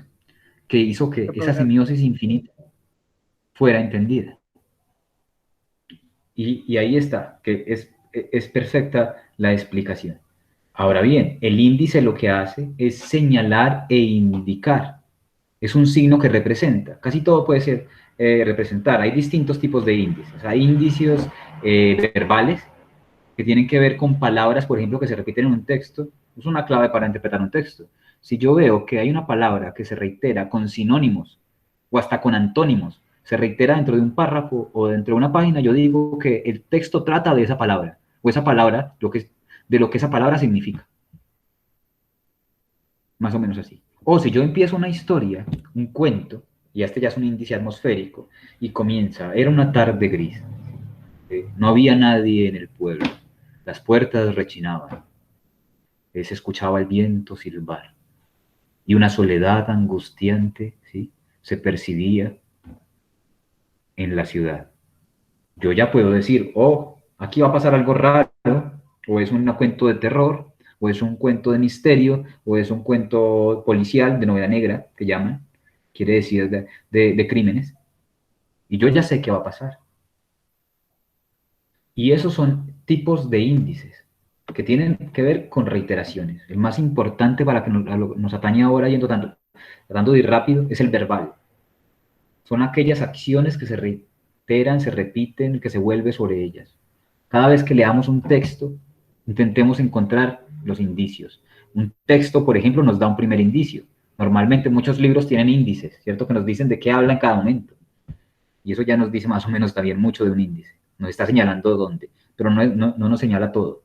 Ya nuestro trabajo es interpretar esos signos y esos códigos. ¿Cómo lo hacemos? Bueno, entonces lo que intentamos hacer es la labor detectivesca, de prolepsis, de anticipación, de tratar de encauzar esa semiosis infinita. Y eso otra vez a veces no importa la semántica. ¿Qué es la semántica? Los significados. Eso no importa a veces. Lo que importa es seguir los signos. Ya los significados llegan. Claro, yo llego a una casa donde, no sé, estoy trabajando con un amigo, no llega al trabajo, yo lo necesitaba porque el trabajo lo hacemos entre los dos, me vuelo del trabajo porque lo necesito para poder terminar el trabajo, llego a su casa, no abre nadie, toco mucho hasta que abre la mamá, le digo que si él está, dice que sí, pero que está dormido, pero que bien pueda sigo, llego hasta la habitación, abro la puerta y lo que veo son un montón de botellas de trago, ya que sé, ya por lo menos resolví por qué no fue a trabajar. Eso es la investigación que se hace cada vez que iniciamos un acto en el mundo y también que abrimos un libro. El mundo es un libro abierto y el libro abierto es un mundo y merece ser revisado. Una película también lo es. Si uno está atento a una película, hay momentos, yo estoy seguro que me ha pasado por eso, en el que uno ya sabe cómo va a terminar la película. Empieza uno a predecir, ¿verdad? ¿Les ha pasado? Que empiezan a predecir lo que van a pasar con novelas, con películas. ¿Les ha pasado? Sí, señor. Esa predictibilidad es obra de la lectura de signos. No podría decir que no hay nada más esencial y más humano que leer. Y lo hacemos todo el tiempo, no solo se leen libros. Ahora bien, ¿cómo nos especializamos y de qué se trata leer especialmente esto? ¿Qué es un símbolo? El símbolo es mucho más complicado, porque es el último de esos tres que es de los que se puede hablar. El símbolo es una representación, pero es arbitraria porque es social. Por ejemplo, la bandera de Colombia es un símbolo. No es un icono, porque no es igual a Colombia, ¿cierto? No es el mapa. Un icono de Colombia tendría que ser igual a Colombia. Ah, no, imposible.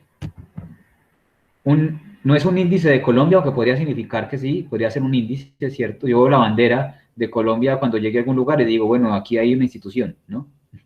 Una institución de gobierno. O aquí se quiere el país, porque hay una bandera, o no. La podemos mirar. Pero la bandera en sí misma es un símbolo.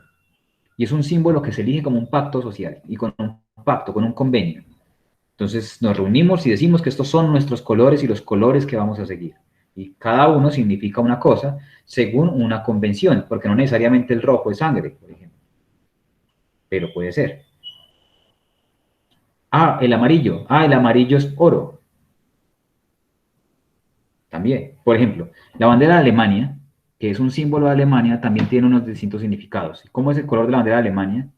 Dorado, negro y rojo. Se parece un poquito a la nuestra, exceptuando el negro. Pero ellos les dan connotaciones distintas al amarillo. Por ejemplo, el amarillo de ellos, nosotros decimos que el amarillo es el oro, mientras que ellos dicen dorada tremola la llama. O sea, dorada palpita la llama. El amarillo de ellos es el amarillo del sol. ¿Sí? O el amarillo de la luz. De la luz, porque pues es un pueblo acostumbrado a la ciencia, al conocimiento, a las artes. Y a eso se le llama ilustración. En alemán es Aufklärung, que viene a declarar. En inglés es enlightenment, ¿sí? Ilustrarse, de light. Y ellos le dan una connotación distinta. Quiere decir que no está vinculado el amarillo netamente con la cosa que se nombra. Pero, por ejemplo, también viene, por ejemplo, alumno, ¿no? Sin luz. Sin luz, exacto, sí, también. Y ahí la palabra luminosidad, que tiene que ver con el conocimiento, con la verdad, con el sol, con la luminosidad, con lo que se sabe, ¿no? Para los alemanes es ese amarillo el que significa, el de nosotros es oro, es materia, es dinero. El rojo para ellos, sí, ellos decían roja sangre, ¿sí? Dorada tremora la llama y negro dinamita. Nosotros no, el azul de los mares. Pero es un convenio, porque puede ser el azul del cielo y decir que tenemos el cielo, o desde nuestra tierra se ve el cielo, el mejor cielo del mundo. Eso es un símbolo, y hay muchos símbolos. Cuando alguien nos regala una manilla, una muñeca, un reloj, tenemos algo guardado de una persona especial, eso es un símbolo. Nadie sabe qué significa, no tiene que decirlo para poder que signifique, pero ahí está, que son los signos más difíciles de leer, porque hay que estudiar la sociedad y la historia, o preguntarle a alguien específicamente para poder saber qué significa, para poder saber de qué se trata. Ese es el tema de los símbolos. ¿Sí? O sea, que el símbolo es como algo establecido, que no se puede cambiar. no se puede cambiar, no se puede cambiar, como convención no se puede cambiar. Exacto, ese no se cambia. Y es una convención, pero social, siempre es social. Es obra del ser humano y es obra de un grupo o mínimo dos. Bueno, también ocurre que a alguien le da significancia a algo, ¿sí? Y entonces se lo da y no cambia. Normalmente la palabra símbolo se remitía a otra cosa. Los antiguos, cuando, digamos, siglo III antes de Cristo, le llamaban tessera hospitalis en latín, que era que cuando alguien partía, uno partía una medalla o una parte de algún objeto o un plato y le daba el plato al otro. Porque claro, viajar no era como ahora, ¿cierto? 1 hora, 2 horas, hasta viajar de aquí a China, no sé, nos demoramos un día en avión. Antes no. Si quisiera hacerse un viaje, por lo menos caminando de aquí a Cali 2 días o 3 días nos demoramos caminando. O en caballo. Claro, la gente se movía tanto que uno sabía que cuando se despedía de alguien no iba a verlo por mucho tiempo. Y entonces lo que se daba era un símbolo que se partía en dos. Y solamente se podía reconocer a esa otra persona o a los hijos de la otra persona cuando dos se juntaban y juntaban la tessera hospitalis o juntaban el plato o la medalla. ¿Me hago entender con eso? Miren el símbolo del símbolo. Tiene que ver con un convenio, con un pacto, con un trato. Eso es el símbolo. Ahora, hay muchas formas de aclarar esto. Hay metáfora, la metáfora traslada. ¿Qué hace la metáfora? Trasladar. Y cuando yo les hablo de una historia para explicarles algo, estoy metaforizando. Si uno fuese a Grecia en este momento y viera los camiones, allá la gente se sube en los buses, allá la gente se sube en metáforas. Pues nosotros usamos la metáfora como el reemplazo de algo. ¿Sí? Y la metáfora como tal quiere decir traslado. ¿Cómo? Eduardo?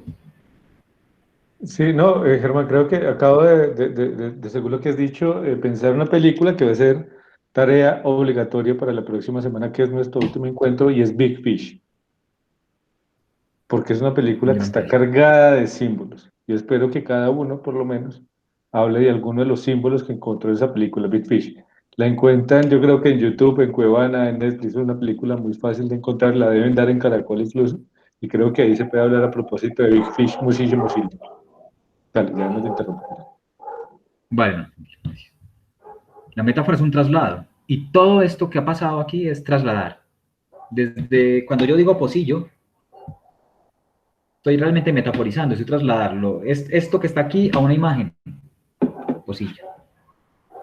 Pero si yo quiero complejizar, porque hay muchos tipos de metáforas, pues puedo ser mucho más, no sé, una ardorosa llama en mi pecho, por ejemplo.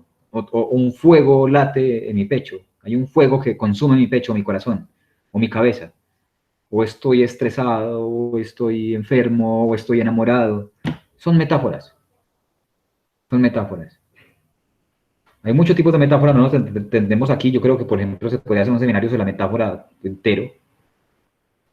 Hay metáforas de lugar, hay metonimias, hay de todo. Pero como tal, lo importante y fundamental de la metáfora es que se den cuenta que toda la significación en sí misma es metafórica, es representativa y traslada, reemplaza cosas.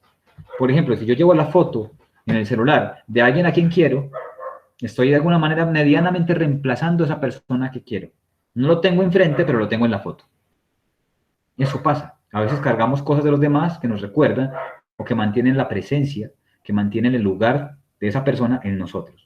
Y eso es una metáfora, es un traslado. Ahora bien, ¿qué es un sin signo? Un sin signo son signos iguales, ¿sí? Signos juntos. ¿Cómo hacemos para entender un sin signo? Por ejemplo, si yo veo dos personas esperando el bus, ¿sí?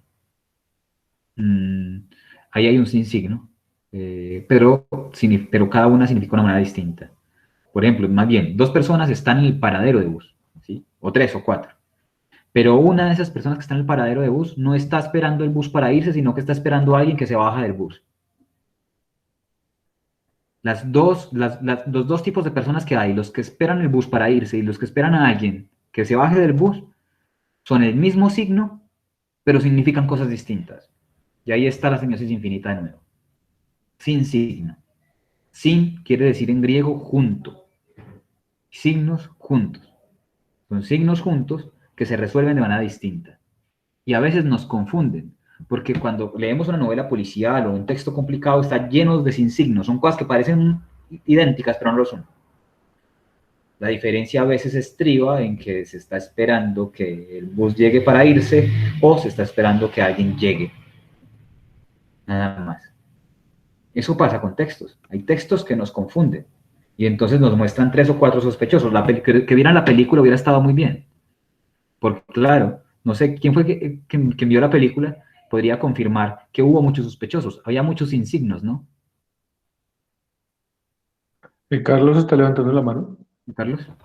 Profe, hay una película que se llama La Fractura, no sé cuántos la habrán visto. Esa película empieza pues contando como el final, ¿cierto? Y lo lleva a uno a eso, a pensar muchas cosas y a la final, pues, bueno, no quiero contarla porque para el que se la quiera ver, pero Vale. le hace ver a uno algo muy diferente a lo que realmente pues, sucede en la trama de la película. Se llama La Fractura, es buena. Vale, listo, muchas gracias. Otra posibilidad de insigno, por ejemplo, que merece ser leído, es que haya habido una marcha del silencio frente a otras marchas. Son 2 tipos de marchas, pero cada una significa algo distinto. Son sin signos y pueden confundir a mucha gente. Es más, que haya una segunda marcha es precisamente para eso, para desvirtuar la otra. Y cuando alguien escribe y escribe cosas parecidas, lo que está haciendo es desvirtuando lo otro. Por ejemplo, ahorita el caso era con Carlos, ¿sí?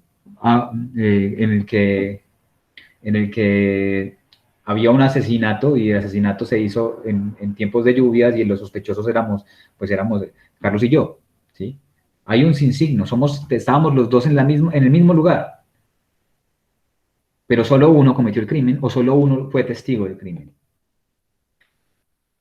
La mayor complicación que tenemos siempre para leer un libro, un texto, es el sin signo. Lo distinto lo notamos. Es más, leer es notar lo distinto, lo que diverge, lo que no encaja. Pero cuando los signos son idénticos, hay que buscar ya los significados. Y esos significados siempre son distintos. Y esa es la dificultad que tenemos para leer textos. Esa es la dificultad que tenemos cuando estamos frente a un párrafo. Entonces, uno puede usar la palabra querer de muchas maneras, pero no se quiere nunca de las mismas maneras, por ejemplo. Uno puede hablar a ver, un ejemplo textual, fáctico. La Divina Comedia. La Divina Comedia trata de un poeta que muere y desciende al infierno y es salvado por una mujer a la que ama por el amor y asciende al cielo. Pero antes de eso hace un periplo por el limbo primero, ¿sí? Por el infierno, por el limbo y luego por el cielo. Y esos periplos, los 3 son idénticos, pero cada uno es un lugar distinto. Y dice cosas distintas y enfrenta cosas distintas. ¿Qué se espera que pase en el infierno? Pues que pasen cosas horrorosas. ¿Qué se espera que pase en el limbo o en el purgatorio? Pues cosas no tan horrorosas, pero tampoco se está en el cielo, así que lo que se quiere es llegar al cielo. Los insignios aparecen por doquier. Una demostración de insignios, por ejemplo, cuando uno está saliendo con alguien y esa persona le da unos señales incorrectas. De pronto no quiere salir con uno, pero uno lee mal, porque hay muchos insignios, y entonces uno no entiende si realmente quiere salir con uno o quiere solamente la amistad, ¿sí? Va directamente a la friendzone o no. Pero qué, bueno, la amabilidad es un insigno, por ejemplo. Amabilidad, cortesía. Puede significar amabilidad, cortesía, lo mismo que gusto. Los 3 expresan como signos idénticos, porque el gusto demuestra amabilidad. Porque claro, para ser amigo de alguien hay también que ser amable y tener gusto. ¿Cómo definir dice así? Sí, también, por ejemplo, el tema de los conflictos culturales son signos. Por ejemplo, en Corea, eructar después de comer es signo de educación. Entonces, si yo voy a Corea y me tapo el eructo, estoy siendo maleducado. Porque un signo de estar satisfecho allá es eructar, por ejemplo. Hay un signo en términos culturales. Claro, y romperías la costumbre, entonces empezarías a significar para las personas que están alrededor, que inmediatamente dirían, no conocen nuestras costumbres. Inmediatamente definió algo. Es un extranjero, porque puede ser alguien de aspecto coreano, que llegó pero se crió en Colombia, nunca supo el tema, eructó y ya no es más coreano. Digo, no quiso eructar, por ejemplo. Miren la diferencia y todo cómo se convierte realmente en un signo y en un asunto textual. Ahora, todas estas cosas pueden ser intertextuales, quiere decir que hay cosas que dialogan con otras. Por ejemplo, el tema del eructo, ahí hay un diálogo entre lo coreano y lo de aquí, pero no necesariamente son idénticas. Cuando encontramos un intertexto, una referencia de algo en otra cosa, ¿sí? Por ejemplo, no sé, vimos una novela y la pareja de nosotros o la persona con la que estamos saliendo se comporta como uno de los protagonistas. Eso es un intertexto. Hay una intertextualidad. Entonces yo comparo con lo otro, con otro texto. En definitiva, todo el mundo es un texto, como diría un filósofo llamado Derrida. Pareciera que merece ser leído y merece ser interpretado. Entonces están la denotación y la connotación. Solo están estas palabras, no necesariamente tienen que aprendérselas, pero quiero que aprendan por lo menos una diferencia entre denotar y connotar. Denotar es lo que pasa con el icono, que es literal. Es la representación exacta. La denotación de una imagen, puedes por favor bajarla hasta la imagen, hasta la última página, por favor.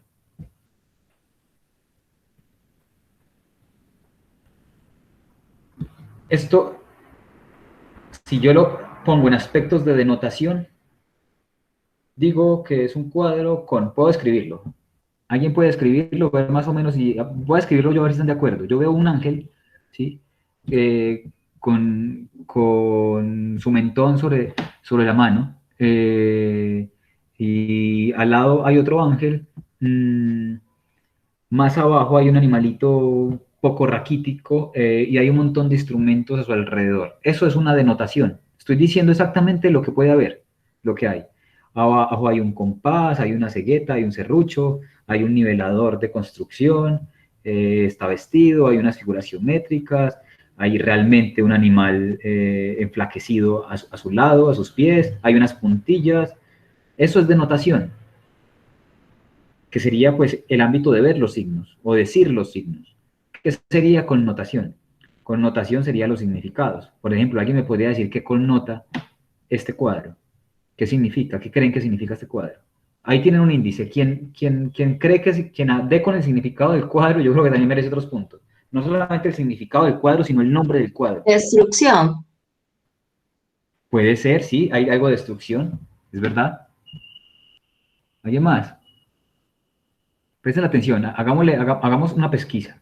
Seamos detectives por un momento. ¿Cómo creen que se llama? Esto no es un cuadro como tal, sino un grabado de un señor llamado Albert Durrell.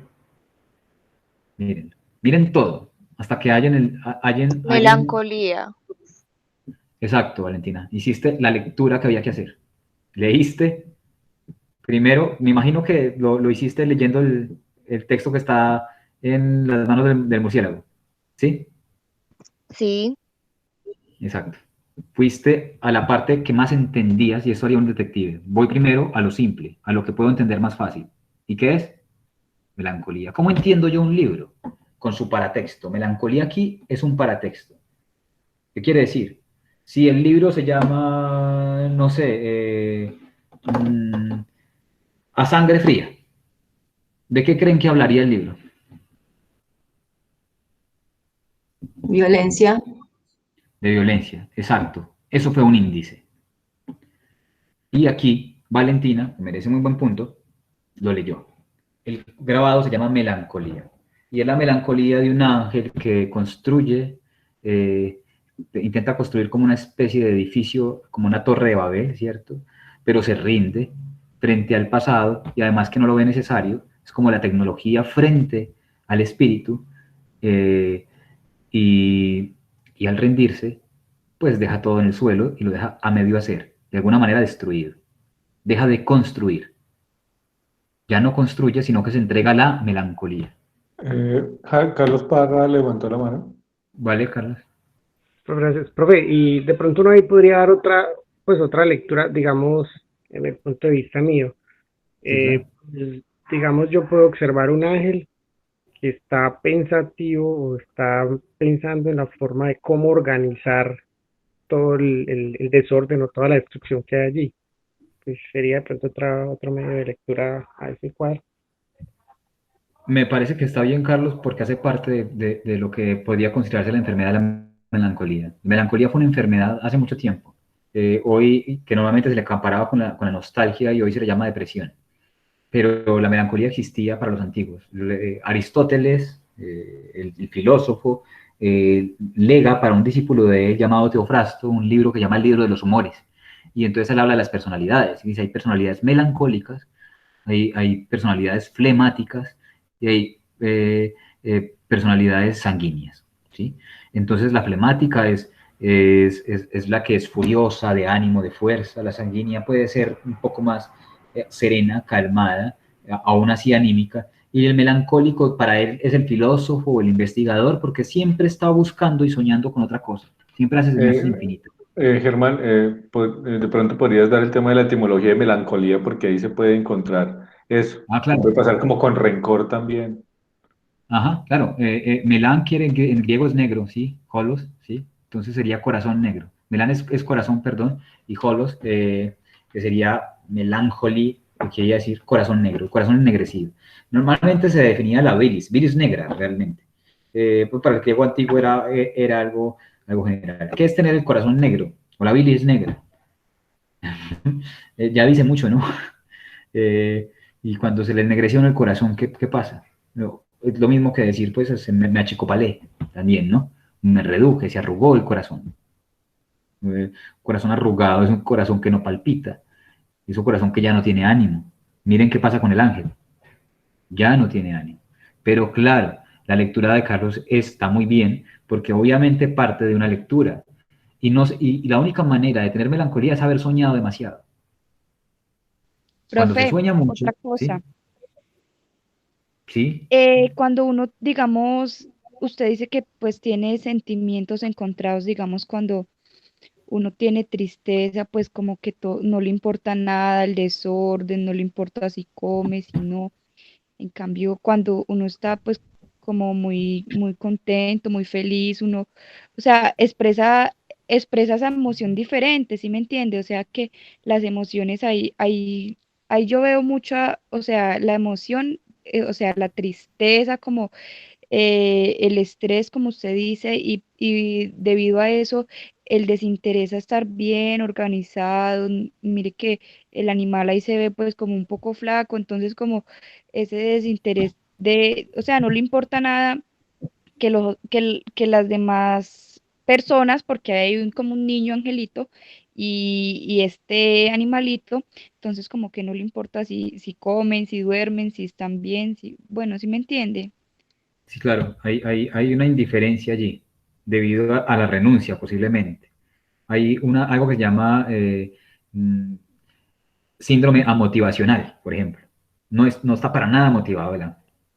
Y eso está allí, que hace parte de los ánimos. Y mira que normalmente es muy difícil leer el ánimo de una persona. Uno puede enrojecerse de la rabia o de la excitación. Eso se llama sentido simpático y parasimpático.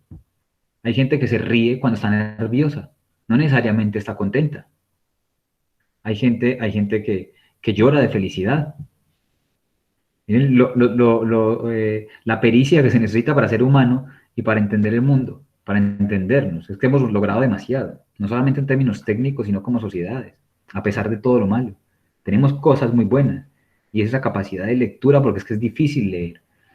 Es muchas veces comprensible la ignorancia, es muchas veces comprensible la falta de entendimiento, porque es complicado. La labor es tratar de entenderlo todo hasta el final, ser unos Sherlock Holmes. Para terminar, quisiera antes de eso que si hay preguntas, si hay críticas, si hay aportes, que me los dijeran de una vez, porque obviamente de eso se trata, de aprender. Y, ¿saben? El oficio de enseñar es maravilloso, porque lo que hace uno es también al tiempo mirarse un poquito al espejo y retroalimentarse constantemente. No hay mejor forma de aprender que intentar enseñar. Entonces, si hay crítica, aporte y preguntas, las recibo en estos momentos para que terminemos con una pequeña conclusión.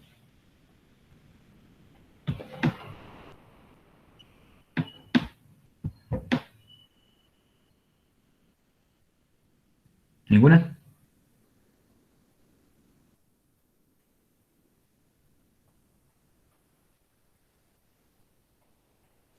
No, pues profe, muy interesante el tema.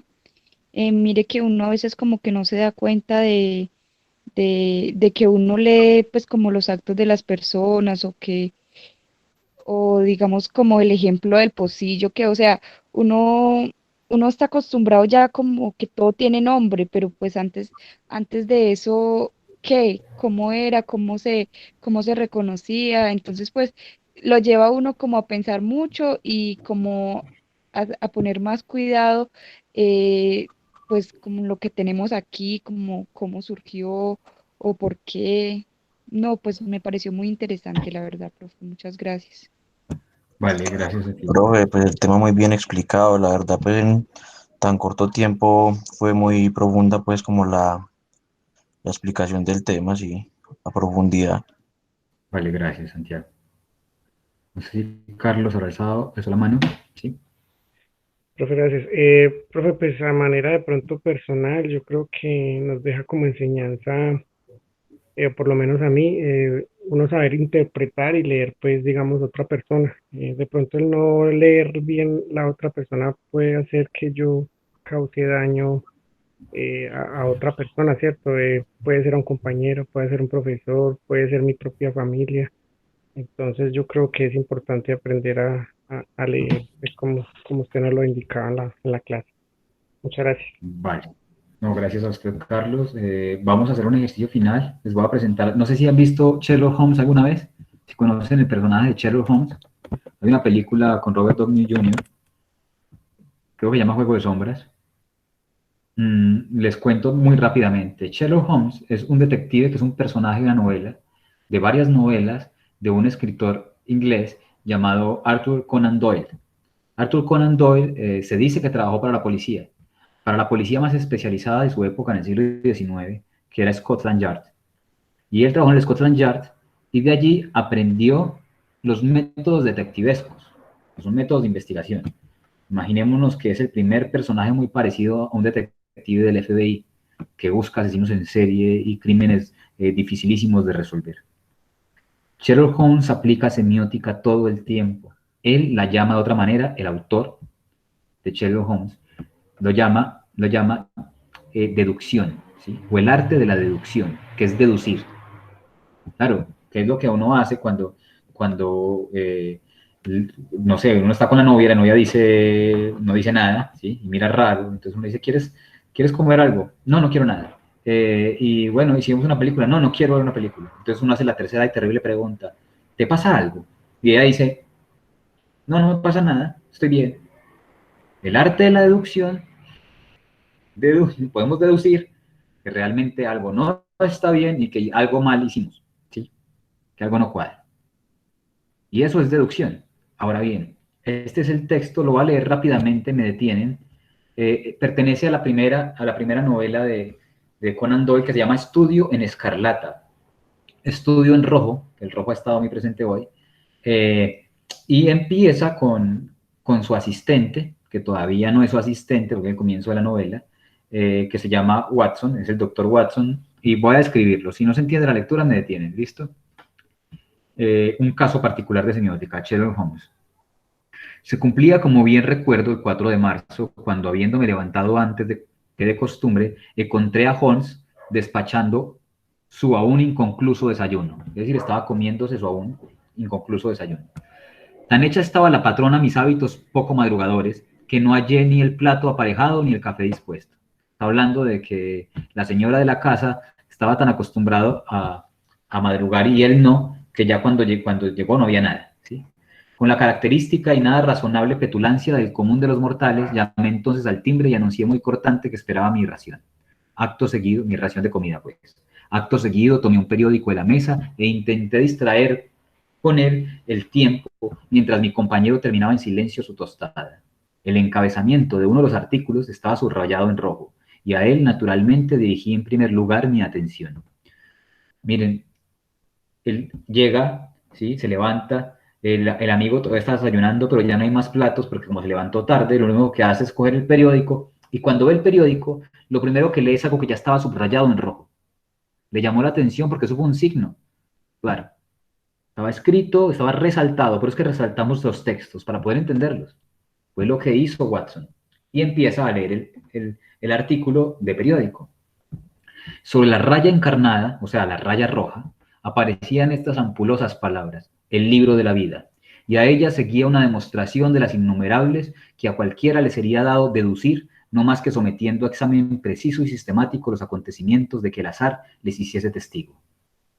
El escrito se me antojó una extraña mezcolanza de agudeza y disparate. A sólidas y apretadas razones sucedían inferencias en exceso audaces o exageradas. Otra palabra, inferencia, inferir. Afirmaba el autor poder adentrarse, guiado de señales, signos, tan someras como un gesto, gestos, el estremecimiento de un músculo o la mirada de unos ojos, en los más escondidos pensamientos de otro hombre. Según él, la simulación y el engaño resultaban impracticables delante de un individuo avesado al análisis y a la observación. O sea, frente a alguien capacitado o acostumbrado al análisis y a la observación, sería imposible mentir, ¿sí? Porque alguien que hace semiótica puede observar de tal manera que sería dificilísimo mentir. Lo que éste dedujera serían tan cierto como las proposiciones de Euclides. No sé si recuerdan la geometría de Euclides. Tan sorprendentes serían los resultados que el no iniciado en las rutas por donde se llega a los principios, a las conclusiones, de los principios a las conclusiones, habría por fuerza de creerse en presencia de un auténtico nigromante. Nigromante sería mago. O sea, alguien que no esté acostumbrado a que alguien deduzca dirá: ay, usted es mago, ¿cómo sabe que yo estaba allá? Ay, usted es mago, ¿cómo sabe que yo pienso así? Normalmente pasa. A partir de una gota de agua, decía el autor, cabría al lógico establecer la posible existencia de un océano, Atlántico o unas cataratas de Niágara, aunque ni de lo uno ni de lo otro hubiese tenido jamás la más mínima noticia. La vida toda es una gran cadena, semiosis infinita, la vida toda es una gran cadena cuya naturaleza se manifiesta a la sola vista de un eslabón aislado, a la semejanza de otros oficios. La ciencia de la deducción y el análisis exige en su ejecutante un estudio prolongado y paciente, no habiendo vida humana tan larga que en el curso de ella quepa a nadie alcanzar la perfección máxima de que el arte deductivo es susceptible.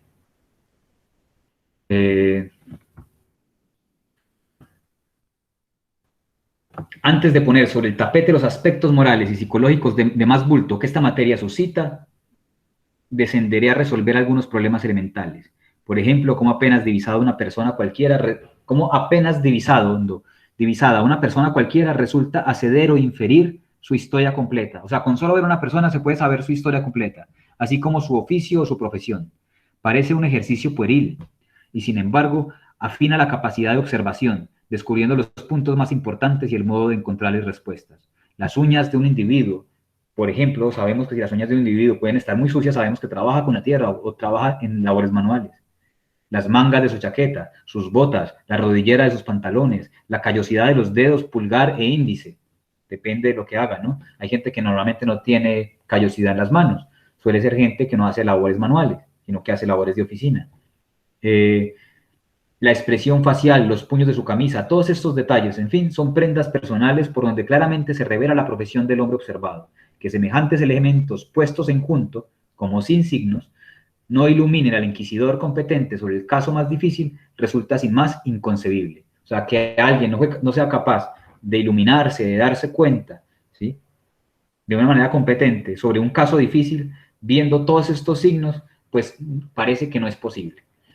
El escritor de este artículo era la persona que tenía enfrente, que es Sherlock Holmes, o el detective más famoso de la historia de la literatura.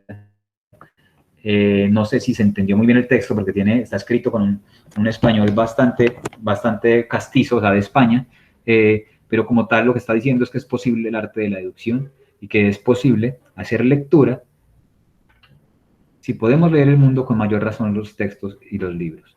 Y obviamente los invito a que, no sé, a que se vean alguna película de Sherlock Holmes. En Sherlock Holmes, la serie de la BBC es muy exagerada, pero créanme que es posible hacer prolepsis, es posible hacer anticipación, es posible hacer deducción y lectura de signos. Todo esto tiene que ver con que en humanidades lo que realmente hacemos es atender a la lectura, interpretar, ¿sí?, y comprender. Saber que alguien que viene cansado, sudando, llega a tu casa, se sienta, está agitado. Saber interpretar sería decirle, ¿quieres un vaso de agua? O ni siquiera preguntarle, sino traerle. O te traigo jugo. ¿Quieres descansar? Eso es lo que normalmente hacemos. Eso significa leer. Y bueno, ya estamos sobre las 33, entonces muchas gracias. Pero gracias a usted. Profe, a usted por su aporte y por Muchas gracias, profe. Muchas gracias, profe. Vale, que estén muy bien. Entonces los dejo ya para finalizar con el profesor Eduardo. Que estén muy bien. Gracias. Muchas gracias. Gracias, profe. Gracias. Gracias, profe. No, muchísimas gracias a Germán por acompañarnos en esta semana. Es un tema muy denso. Hemos tratado de ser muy juiciosos con el tema del, digamos, como el currículum que propusimos. Realmente podríamos hacer todo un seminario solo con el tema de semiología. Entonces, pues muchas gracias al profesor Germán por tratar de condensar toda esa información en 2 horas, un poco menos. Pero bueno, la idea es que por lo menos tengan algunos elementos de ahí. Para la próxima sesión, que es la última, sí les pido, por favor, tener 2 películas. Big Fish, que ahí se las pasé, está en Netflix, está confirmada, y la otra película que estábamos pendientes, que es la de Knife Out, que es como, traduce como cuchillos afuera, que la tradujeron como cuchillos por la espalda, que es muy difícil, digamos, como de traducir al español, y que la idea es poder tener como el primer espacio del encuentro para hablar sobre ello, y cerraríamos esto para hablar sobre el ensayo, que además a propósito es como el examen final de estos días de trabajo. Entonces, no, pues son las 8:33, de nuevo muy agradecidos con Germán, muy agradecidos con todos los que participaron. Espero que les haya gustado este espacio, que entiendo pues que es un espacio denso, pero creo que era importante poder comprender que ese tema de la semiología y la semiótica no son cosas sencillas, sino que hace parte también, digamos, como el mismo entorno en nuestra cotidianidad. No siendo más, entonces si quieren nos vemos dentro de 8 días y cualquier cosa estoy atento a lo que necesite. Profe, muchísimas gracias. Y sí, Listo, profe, muchas gracias. Que nos esté muy veremos bien. Lo siento por no verme la de hoy. Muchas gracias por el espacio, Germán también. Fue muy interesante, la verdad. Me gustó muchísimo la clase. Muchísimas gracias, Fernanda. Quedo muy contento con esas palabras.